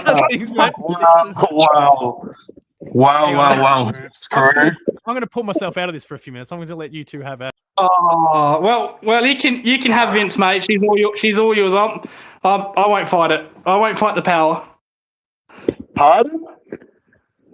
First, hello, Hoops crew. Just letting you know I'm always watching. I'm always watching. That's concerning. Quick shout out to my mate Frank from Darwin Heads for tipping me off to you guys having a little love fest about me in the chat. What were you guys saying about me? Why are you guys talking about the Scotty Tompkins on a big Monday? We've had some prick that apparently he's been bouncing around in a whole bunch of other people's streams, but he's been going by Telstra 1, Telstra 2, Telstra 3, and then Telstra don't ban me, I'm a Hawthorn supporter, which obviously means it's not you. But the speculator was like, oh, must be Scotty coming to troll, and then boom. There you are. Like what? He was just starting to think it's a bit too coincidental, mate. No, well, actually, in the past week, I've actually been in a bit of trouble with head office of the AFL YouTube commentator cinematic universe. I got an interesting. It's not too much I can say. He's been NDA'd. All I want to say is thank you for the Hoops crew. For accepting me for who I am and letting me come on and be a bit of a deal. I really appreciate it. If I upset anyone, just Lucas, don't worry about it. No, Louis is good. Louis is good. But thanks for kind of giving me a bit of time. I'm trying to not be as much of a dickhead lately because apparently it's upset people. So right, who's it upset? I can't say. Okay. Well, if you're putting Jack towards the Hoops crew, it's a free speech zone. We know you like to do things a bit differently down at Geelong, but I'm a bit different myself. Really, you should just become one of us. Yeah. No. I mean, not this clown on board. He's from South Australia. We let them in, so. No, I mean, it's a whole other fucking planet over that slice of country, but. Saturday night, I was watching your game and I was like, "Fuck's sake, man! Like, why can't I go for these pricks?" But I can't because, unfortunately, I go for the greatest team of all time. Yeah. Well, I noticed you're a real huge upset beating the contenders West Coast for the 100th time in the last 2 years, Scotty. So who's it next week? North Melbourne? You're going to play them 100 times a year? Yep, the mighty Kangas, mate. Only the best get looked after by the AFL. If we somehow make it into the 8, thanks, Laura. Thanks, Andrew. Your brown paper bags just under the desk, mate. But seriously, Geelong. Some real thoughts on Carlton. It's the most impressive club probably in the modern era. I'm honestly shocked what you guys are able to bring out every single week consistently. And envy is a sin, but I'm seriously jealous of the Geelong Football Club, and I'll only say that because it's the three of us. All right, no one else can hear There's that. no one else watching. No one else watching and listening. It's fine. No, it's the Hoops crew, bro. Well, we already kicked Telstra out, so they're not going to be broadcasting that anyway. Scotty, I'll tell you what, if you really want to impress Geelong, you can knock off Collingwood for us in 5 weeks' time. That'd be good. Oh, it would be the most typical thing for my Blues to knock off Collingwood when it means absolutely fucking nothing. It's true. I mean, I'd love to do it. I don't think we can do it, but it'd be nice. The only serious team that we ever have a chance against is Geelong, and that's pure luck. I knew that was coming. Yeah. It's pure luck that we just match up well against you. Well, is there any chance you can come to Geelong next year instead of playing us at the G? Fuck no. You rednecks, when you come up against a real club, you got to play at the Loud House, big fella. Oh, look at that! Telstra's back again. You can get fucked, mate.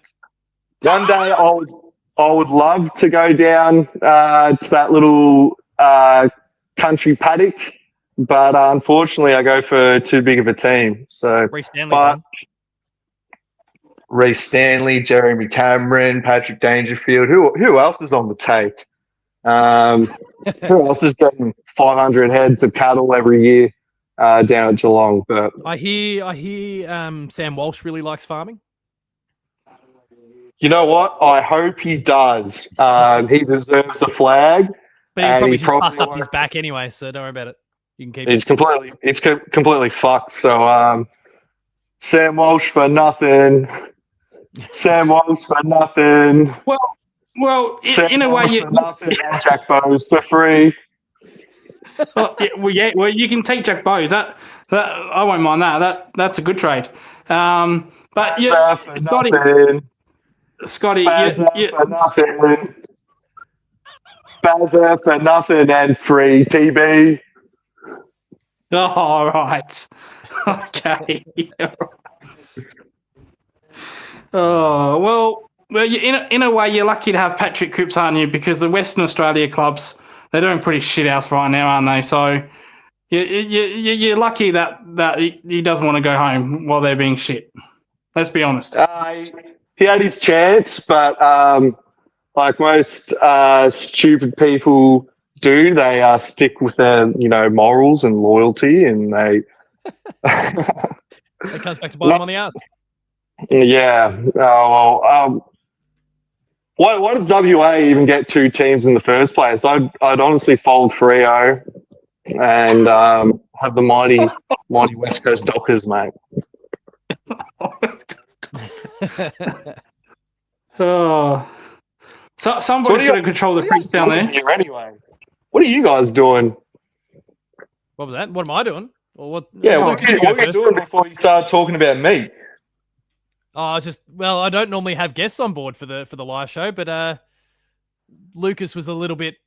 Let's go with butthurt after Ben didn't give him any time during the post game live the other night. So Ben just sent me a text and was like, "Let's let him in. Let's." Ben's just wanting to mend some bridges. Ben, you can't deny me to do the legwork for him. I was when I was watching the Geelong game the other night. I was like, "Fuck, that post game show is going to go to like 1 a.m. after this." But, yeah. Well, instead, Scotty, Ben only wants to do 1 hour shows. What's up with that? I think they should open with Louis and just keep him on for special comments for the other 4 hours. I don't think the stream can handle it, Scotty. You don't know till you try it. You got to blood the young kids. Give them a go. Yeah. Who are your votes? Who are your votes, Louis? For what, the Geelong game? Yeah. Oh, yeah. Yeah, you didn't get a chance to do it, so go for it. No, I didn't get it. 23 through 1. Give us your votes. 23 to 1. I won't do 23 to 1. I was upset with the cricket result, Scotty, so that's why I couldn't get on. So 1 vote, or 3 votes, sorry. Obviously, your mate, the headband, Bailey Smith, he's going to win the Brownlow. 3 votes in that game. Yeah, fastest recovery from a hamstring I've ever seen. 41 touches after a hammy. Yeah. 2 votes, Max Holmes. And Piss boy. one. We love Piss boy. This will shock the hosts. This will shock some viewers. 1 vote, Shannon Neal. Hey. Shannon Pizza Neal. He's embraced the name. There we go. Very good. Shout out to Shannon's Pizza if you're watching. Good crack. I mean,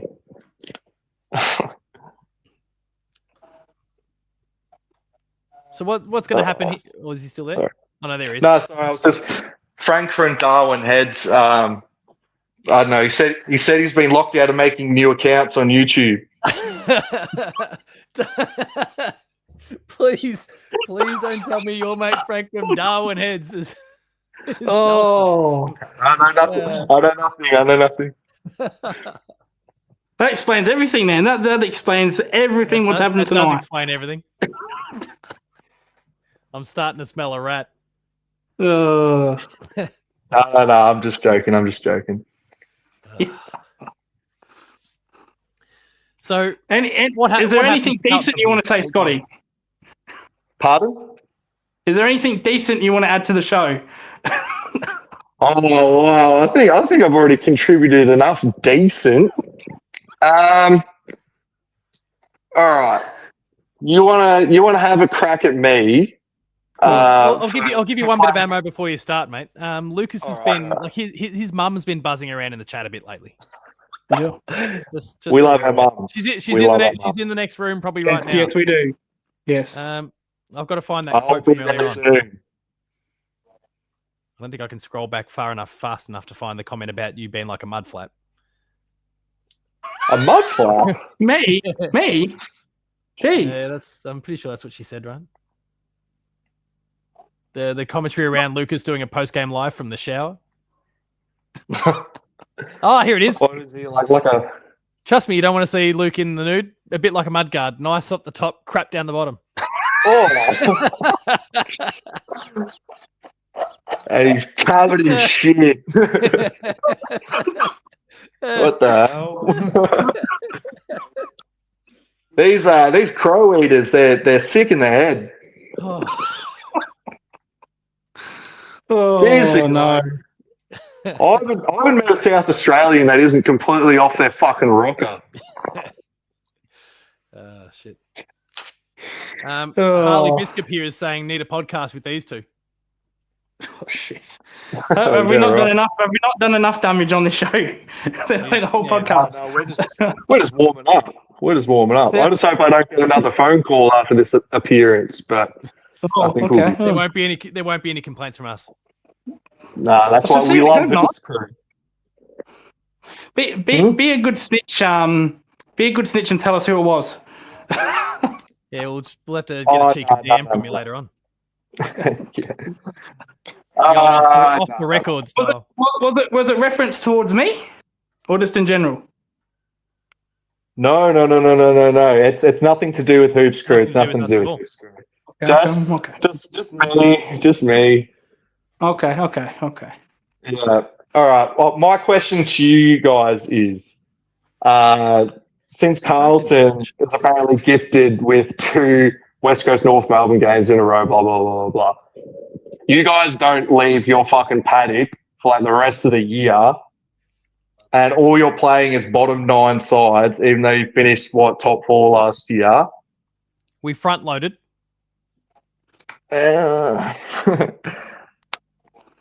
You're confident you'll get a home final? Yes, absolutely. Do you mean home as in home at Geelong, or you mean just home as in Well, MCG. GMHBA. And Geelong, absolutely. Whether it's against Collingwood, whether it's against Bulldogs, whether Okay. Let's really like who have you got a chance of playing there? I mean, Gold Coast if they stay in it, which they probably will. The Giants would be Adelaide, another one, but I don't really want that, to be fair. My big call to start of the year was that GWS would miss finals, but looking at the ladder, there's not really anyone else that could replace them as average as they've been. Okay. Realistically, I think 3 teams. I think Adelaide, Gold Coast, GWS. I think more Adelaide and Gold Coast because they do have a good draw. So maybe they can finish. Collingwood will finish first. We can finish second. Maybe Crows or Gold Coast can finish third. So realistically, Gold Coast and Adelaide, we should get a home final, proper home final in Geelong against those two teams. Surely, I'll tell you what, Scott. If we don't get a home final against those 2 teams, well, that's it. That's a wrap. Put it away for 10 years. Yeah, what was all my tax dollars wasted on if Geelong can't get a home final at their own ground? I don't know anything about that, Scotty. Yeah. Oh, I paid my own tax for my own stadium. Yeah, I paid my own tax for my own stadium at Adelaide Oval.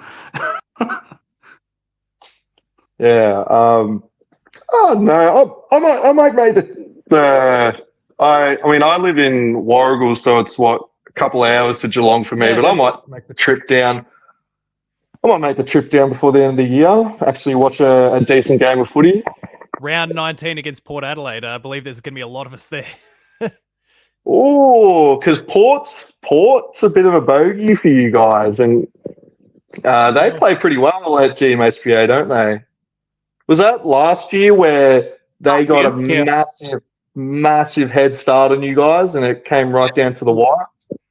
It was indeed, yes. To my disgust with the Port Adelaide Ferals. It's the Asava Radigalia Cup. The acclaimed. Thank you to Horatio, who's become a Fitzbastard, who's become a YouTube member tonight. Thank you, mate. Well, we already hold that cup, Scotty, because we bet them early in the year in Adelaide. So we hold the cup, if that's true. But we can retain it. I don't think Asava played in that game, though, did he? Oh, he played in that game. He took some good mark. He had a good game in that. In fact, he had a very good game. He had a legacy game this weekend, and nearly he had 8 inset marks. He nearly set an AFL record on the weekend. He did, against Melbourne, Yeah, he's leaps and bounds. He's improved since going over to Port. He stopped sitting on the goal line and knocking short goals. Stop scoring short goals. Scotty, when's Frank the Tank going to play? He had his chance. He was an inside job. He was a plant. Yeah. Look, Frank the Tank. Unfortunately, we've got some individuals that are in deficit in our recruitment department, and that one was a bit of a mind boggler. But I mean, he's been doing okay in the VFL. Pressure Index Evans. He's been delisted by 2 clubs, and he's going to be delisted by a 3rd at the end of the year. So there's not much to say. And when you're getting delisted by Carlton in their current state, that's saying something. All right, mate. Okay. This is the sort of shit that I get up to while I'm in class. Like, I had a fairly lengthy conversation with a whole bunch of my students recently, and I said the Carlton has got the best top 6. Like, if you're just looking at the top 6 players, regardless of position. Yeah, they've got the best top 6 players in the comp, but then it's just your depth. Like, it's your underbelly that's the real weakness there. I feel like that is absolutely true. And it used to be true for the top 6. I mean, it's the top 6 of people making money at their club, certainly. But yeah, and even though he's had a bit of a slump in form the last couple of weeks, it's really Jacob Wiedering that's leaps and bounds in his own grade, but compared to other fullbacks in the league at the moment, they've kind of caught up to him. Charlie Curnow needs to get off the bongs. He's a lazy. I probably can't say that word, but he's lazy. He's a lazy. I'm sure it's been used before. We're definitely more like we're now nearly 2 hours into the stream, so it's a safe one to use at this point in terms of YouTube. Considering the stuff that I've said and done, I think we can let that slide. The community response to that word might be a bit different, but certainly. I'm a free speech warrior. Saying C words, it's a part of my culture. I get in trouble for demonetizing people. So, Harry Mackay, he can't play more than 2 weeks in a row lately, it seems, whether it's his body or his head. Patrick Cripps is still a gun, but he's not going to have the year that he's had for the last 2 years ever again. And then, like, who else is in our top 6? Tom De Koning. Like, yeah, what are you going to do with Tom? You give him the money. Why can't you give him the money? But you can give players like McGovern money. A ruckman is not worth $1 million a year. Fair enough, you can say. Like next year, $1 million a year is a new 800K. Yes, I understand that, but even 1.2, it's ridiculous to spend on a ruckman. And he has like patches of good form, and people say it's what he does outside of the ruck that makes him amazing. But I just look at his pure ruck work, and it's just not there. Like Tom De Koning. Tap the ball to advantage challenge. Impossible. He gets fucking smashed by these like big oafish rucks like Sherry, even O'Brien. It's only against Geelong that he can fucking go crazy, really. Yeah, gets his brother, Tapping the ball's overrated, says Frank Gardner. To a point, but like it's not like when we get beaten in clearances, we have no answer. And like that's where it starts from. If he's not tapping it down the throat of Chera or Hewitt, then like we've got nothing. If it hits the deck, he might be able to contribute. He gets a lot of touches for a ruck, but most of them are just dump kicks or fucking turnovers. You can get literally any. You don't need an all-star ruck to win a flag. You guys know that. Yeah. True. Richmond with Nankervis. Yeah. Nankervis is okay, but like I've come around to the fact that it still boggles the mind that anyone would want to go to the Saints, but if we lose them, we're in a better spot at the end of the day, seriously. Yeah. He's leaving one bad club for another one, isn't he? Well, as we said it before, he's not leaving for a premiership, that's for sure. Yeah, I mean, like, you draft somebody, you put them through the system, you make them part of your spine, you want to be able to reward them, but still, how many players can you have on $1 million?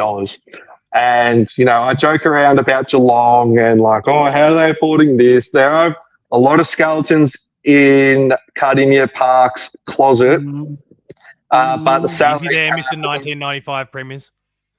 The salary cap is not one of them. You've all got you're a team full of role players, and there's really, like, compared to Carlton, how many are seriously on $1 million or over a year? There's none. And that's how you responsibly build a list. And yeah, I remember that. It was like the rich list or whatever that got posted on. I think it was the Herald Sun or Code or whatever. Last year, and they showed the number of players earning over $1 million. Jeremy Cameron was one of them. He just squeaked over the line. But then you had to scroll a mile back in the list to find Danger and Tom Stewart. Like Tom Stewart was getting, and they're all estimates, of course, because we don't have the exact figures. But Tom Stewart, for example, was getting like $500,000. At most clubs, he'd be suspect. Well, yeah, I mean, I know that kind of fuels some of the questions that people ask, but I'm kind of of the mind that Sam Walsh, so well. He's 25 years old and he has a Lambo. Well, we all want Lambos, don't we? That'd be nice. Well, actually, I'm more of a Lexus guy, so if Lexus are watching, sponsor me a vehicle, that'd be nice.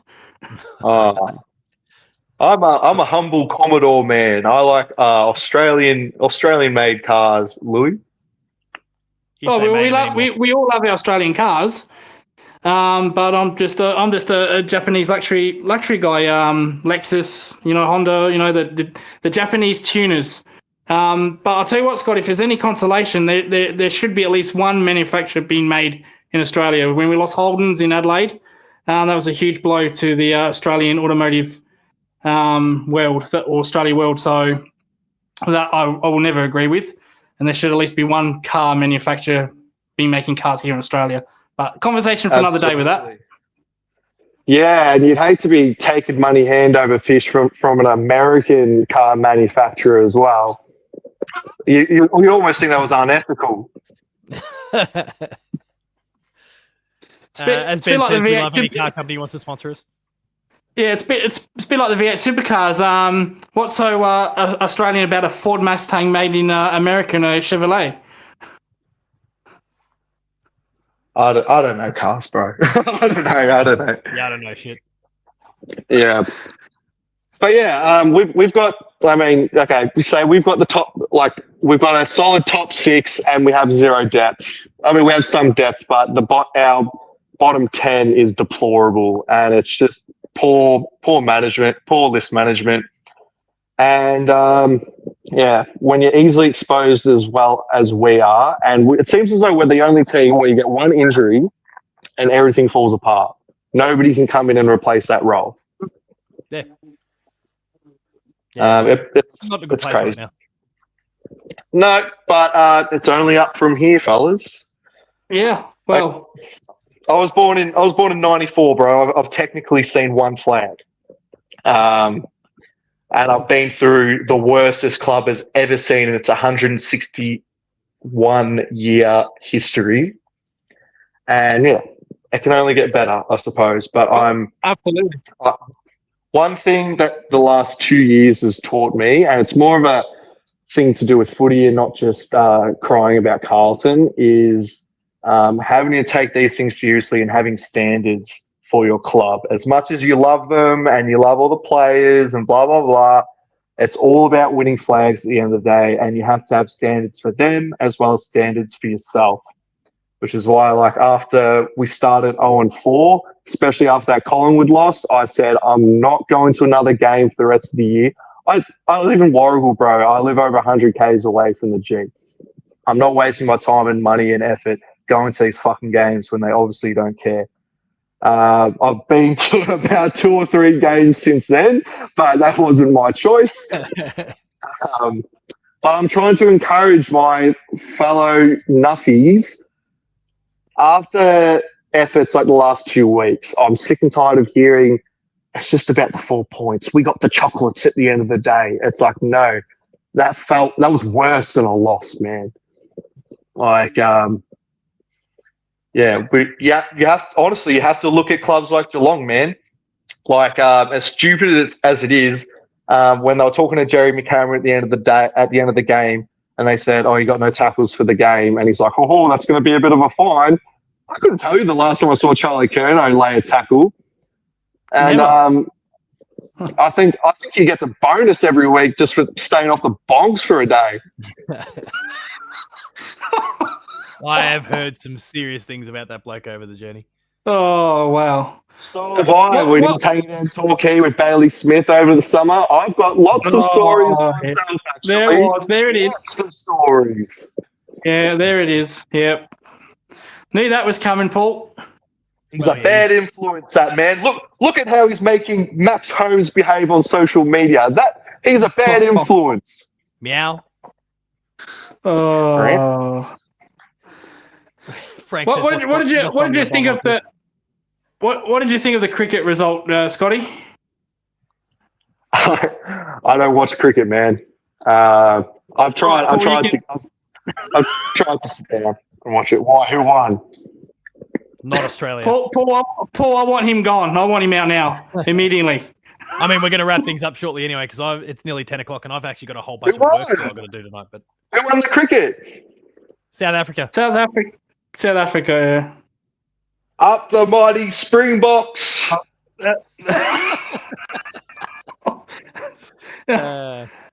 Definitely don't come back. Don't come Mondays. See, you had that saying, don't come Mondays. Don't ever come Monday again, Scotty. All right. Well, that's actually, you were waiting for my post-game live. That would have been my reaction. Hot off that.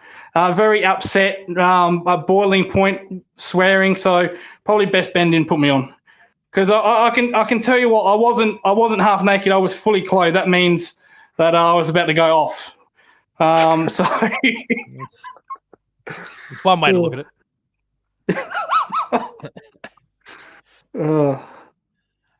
All right. Yeah, well, thanks for coming on board, mate. It's been awesome to have you.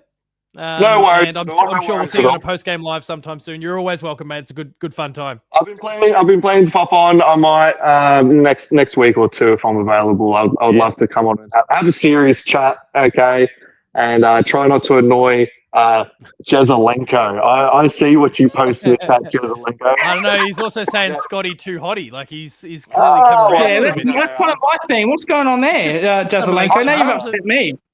I'm a charming man. What can I say? My it's God, just, Telstra One has just joined the Discord. God fucking damn it, Ben! You got played like a fool. Can I join the Discord? Anytime. You just hit up your mate Telstra and they'll give you the link. All right, send me the link. I'll be in the Discord in 5 minutes.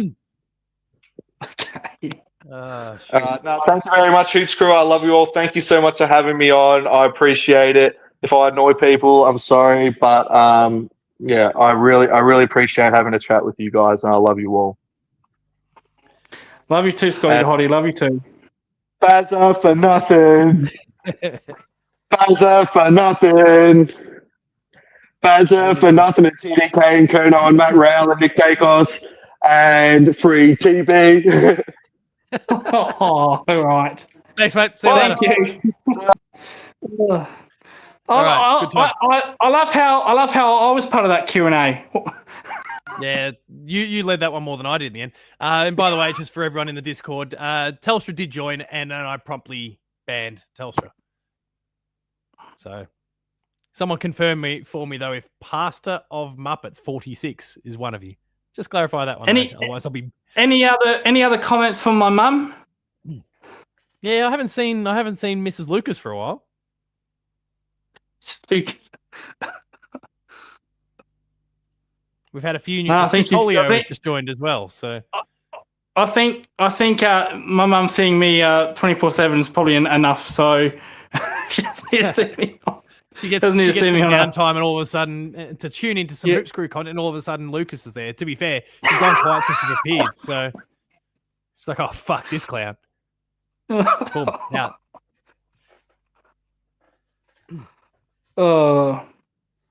Spartacus. There you go. She's busy daydreaming about Scotty.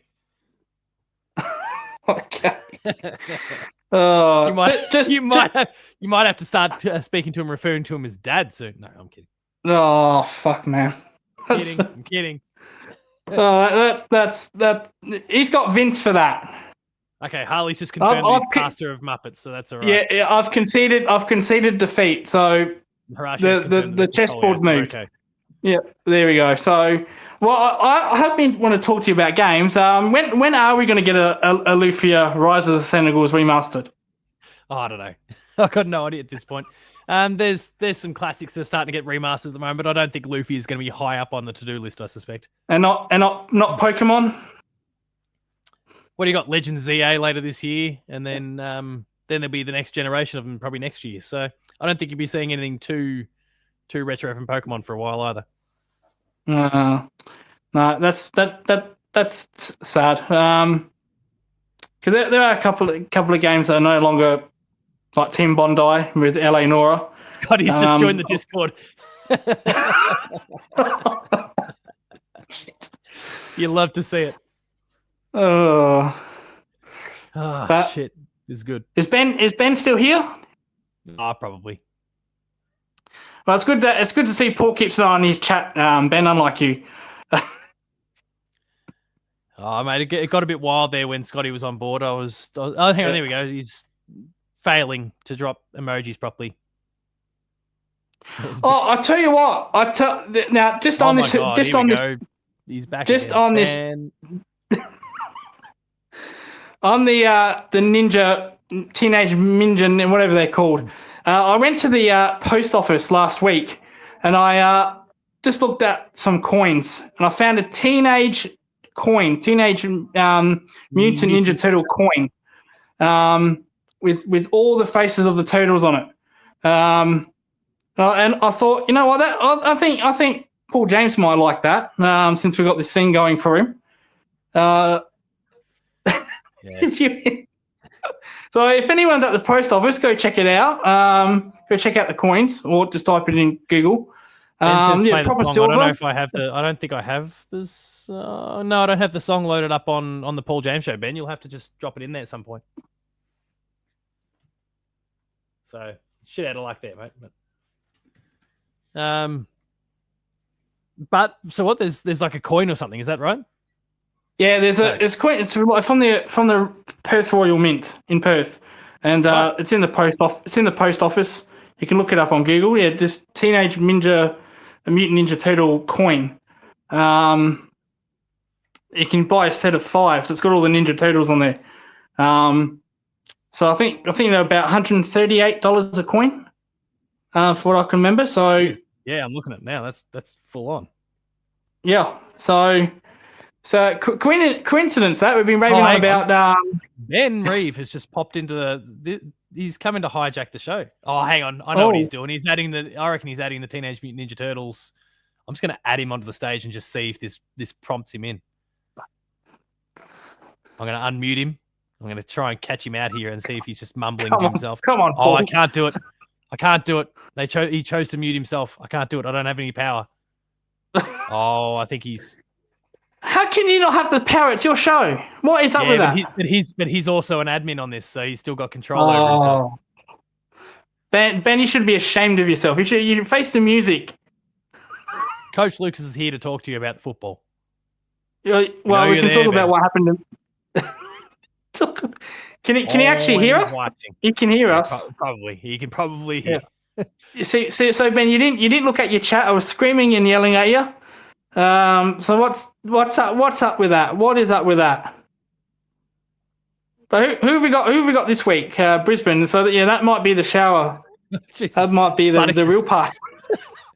I repeat, I am not a Ninja Turtles fan, says while wearing a G-string turtle strap.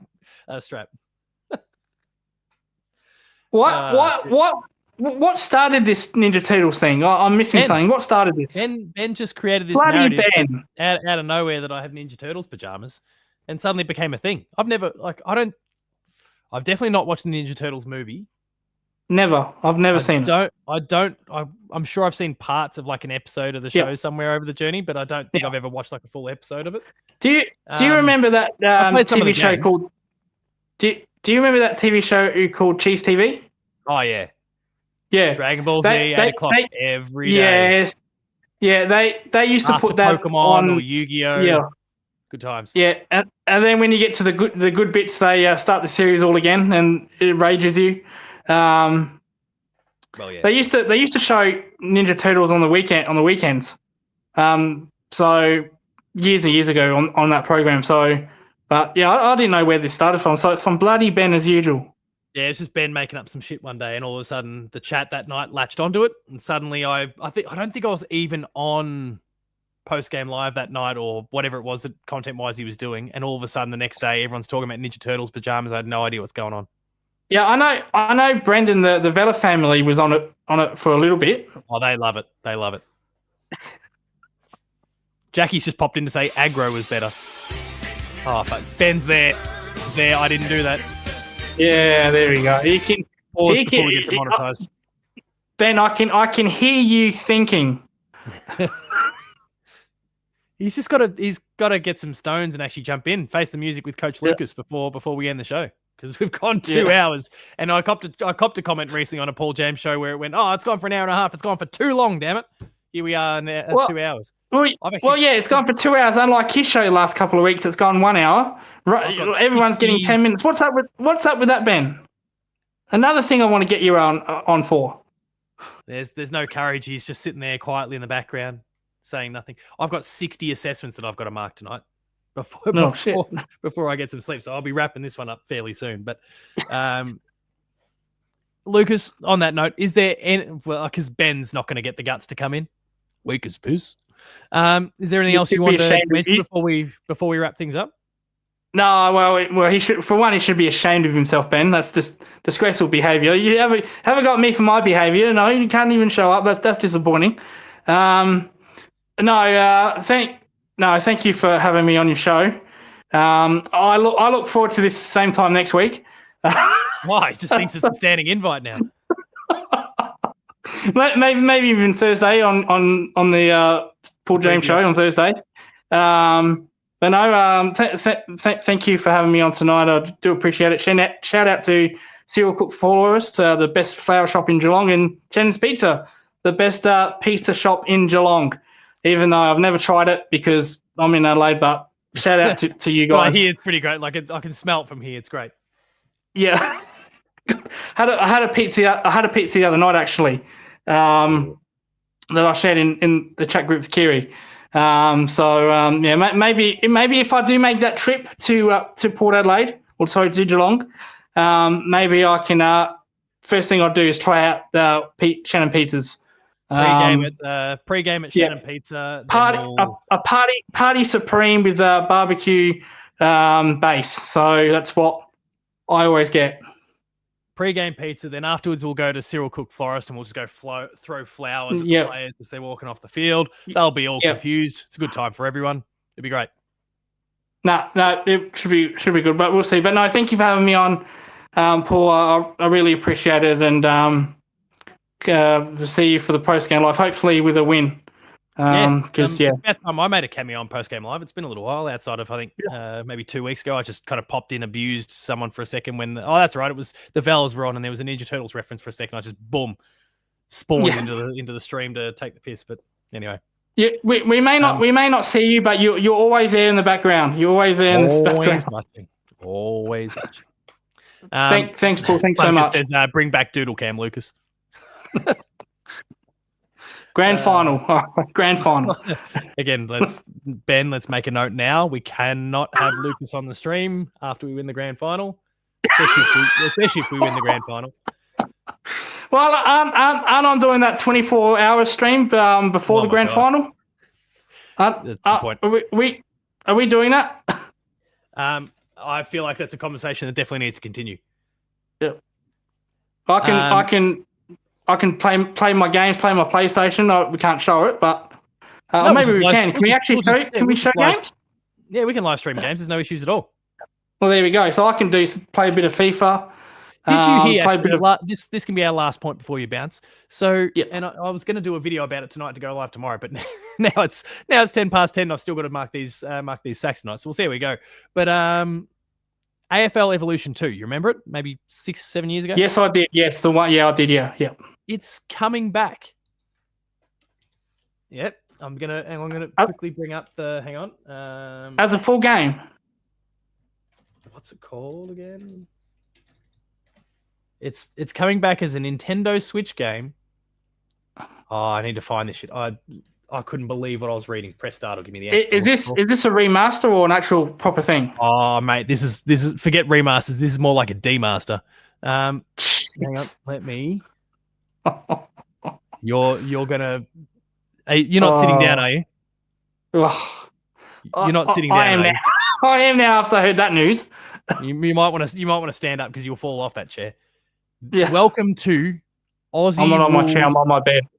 Rules Evolution 2. It is 100%. It is AFL Evolution 2. They have not got the AFL license, so it is like a reskinned AFL Evolution 2. Same developer. $70. Did I read that right? $70. Oh my god! Now, so who's releasing that? This is True Blue. So this is the team that made AFL Evolution 2. Like this is the game. It's just reskin. Yeah. Look at this. Oh. What is that? What is that? Have you got any friends in that industry, Paul? I do, but no one working at True Blue that I'm aware of. Okay, well... if they are, we're no longer friends. Yeah, so I can tee off on that game. Yeah, go for broke. Shoot your shot. I can absolutely get... My mum's still listening. Mum, don't even bother buying that game. It's all right. You've saved yourself $70. That's all. That's all good. That's all good. I'm not going to buy that. And most importantly, on the Switch. Ben has hit on the most important point. $69. I think he was trying to reference something else there. Yeah. Dinner for two. Yeah. Okay. Are you suggesting something, Ben? Dinner for two and a bit of AFL. What are they called? Aussie Rules Evolution 2. I think I better. We've been going so long tonight that Bussy Sniffers popped in. Apparently, there we go. I haven't seen Bussy all night. Boom. We only took a 2 hour and 10 long show. You must have gone, oh shit, was there a Geelong game tonight? Post game live's on. And he's jumped in and found Lucas on the stream as well, so it's all worked out perfectly. Roaming says he's got something to play on his Nintendo now. This is exactly why people bought a Nintendo Switch 2, to play a Switch version of AFL Evolution 2 without the AFL at all. I've got not. So they can release that, but we can't get a Pokemon Gold, Crystal, or Red remastered. Okay, that's that's strange. Strange decision. Their little quote in the description here is Aussie Rules Evolution 2. No licensed teams, just pure fun and great gameplay. Commentary. AI assisted commentary. AI commentary. Wow. I'll bring this back now. I don't know how visible that is for people, but hang on. This feels like Game of the Year edition to me, with the AI commentary. Yeah. Tight controls and smart AI help. I mean, AI in gaming in that regard's fine, but AI assisted commentary. Oh no, Jake's just popped in. Shit to you. Up the Proteas. I think Lucas is about to pass out. Mario and Luigi and the Rock Princess. Have you seen that movie True Lies with Arnold Schwarzenegger? Are you asking me that? Yes. Yeah. Look, it's been a long time, but yeah. So he's looking at the binoculars, and then he squeezes it that tight, the lens break. Oh yeah, that's you. Yeah, I just did that with my phone as soon as I saw that comment. I'm surprised. I'm surprised my phone screen didn't crack. Oh shit! All right, mate. Probably not the crack everybody's thinking, but anyway. I mean, we've been talking about your crack a little bit tonight, but anyway. Yeah. All right, we'll wrap things up there. Mate, thanks for coming on board. This is the first time we've had a guest on the Paul James Show, and we end up bringing Scotty in as well. It's been a while. Night. Like, I can't wait to rewatch this one and just get a bit of a sense of just how loose it got between you, Telstra, Scotty. It's been a time. Yeah. My mum in with that hilarious comment. Yeah, hilarious. We can bring that back. I starred that one. There it is. Bussy, just since you're fresh in the chat, that was the comment of the night. That deserves a pizza on its own, really. I don't have pizzas to give away on the Paul James Show, but that's your Shannon pizza right there. Another show that I've came on, I've been smashed to bill at a posting, but that's okay. That's okay. It's all good. No, thank you for having me, Paul. Really do appreciate it. Thank you for everyone for subscribing and commenting. Thank you so much, and I'll see you next time. Thank you so much. No worries, mate. It's been awesome. I guess we'll see you in post game live in the next few days. All right. Lucas has been and gone, done an awesome job. It's been great to have him on board. Ben, do us a favor one last time. I can see Scars is asking for the Discord link. If you could, or someone else for that matter, just drop the shareable link for Discord in there. Hopefully Telstra doesn't rock up again, because fuck that guy. Thank you all. We'll wrap this one up because, my God, it's 10:15. I've got probably 3 hours of work still to do now. We'll wrap this one up. Thank you all for having come on board tonight. Thank you too. And I'm going to take a look now at Patreon to work out who that new Ben Harris. Oh, Ben Harris has joined at us on the $5 tier at Patreon tonight. And also, I do see that Scars, 10 minutes ago, you've also joined at the free tier. So hopefully you can find something there that you really enjoy. And actually now I've just seen you've joined the Discord as well. So thank you, Scars, for jumping in the Discord. Thank you for supporting the Patreon. Hopefully you find something you like there. And thank you all for tuning in tonight. This has been a marathon episode of the Paul James Show. It has been a wild time. Let's bring up that comment one last time just because it deserves it. From Lucas's mum saying, "Trust me, you don't want to see Luke in the nude. A bit like a mudguard. Nice up the top, crap down the bottom." It doesn't get any better than that. We'll take a look at the chat. Cheers for the show on the last fall. Yeah, thank you all for having tuned in. If you've enjoyed this, please make sure, if you haven't already, I need to get rid of the comment. It's in the way. Please make sure to subscribe to the Hoops Crew on YouTube. Share all of our content with your friends, your family. Drop a like on this video. We've been going for 2 hours. Surely every single one of you has dropped a like on this video so far. Many of you are watching on Facebook or Twitter. Make sure you jump on the Hoops Crew's YouTube channel, subscribe there, and check out all the content we're producing. Again, thank you to all of you who've tuned in today and checked out the Nuff of the Week video about Caroline Wilson. As of checking now, more than 1.8 million of you, Jesus, 1.8 thousand of you have checked that video already. 1.8 million to be right. Enormous traction on that one, far more than I expected just to dunk on Caroline Wilson. But thank you all for having checked out that. Check out all of the content that we're producing there. The chaps will be up tomorrow with the Chaps Chat Cats episode about the Geelong and Essendon game. Stay tuned for the twos and presumably a really awesome breakout clip from that one as well for people to check out on the free feed. The Paul James Show will return on Thursday where we'll preview the Geelong and Brisbane game, which is the very next day. Post-game live then on Friday night. Ben will be hosting that one, doing all those awesome Ben things. Maybe letting Scotty back in. Probably trying to make sure he gives Lucas some time this week. Lucas, absolutely dish out on him when you get your chance to take a swing next week. Thank you to everyone who's been commenting on the show tonight, live in the chat, but also after the fact. Shout out to that one person whose name, sorry, escapes me, that didn't like the show that went for about an hour and 40 2 weeks ago. We've topped that tonight, but hopefully you found some fun in it. Make sure you consider using that super chat function now or in the future. Consider becoming a member on YouTube as well, as Horatio has done tonight. You can find me on socials at Paul James Games. That's Twitter, Blue Sky, and Instagram. The Hoops Crew is at The Hoops Crew.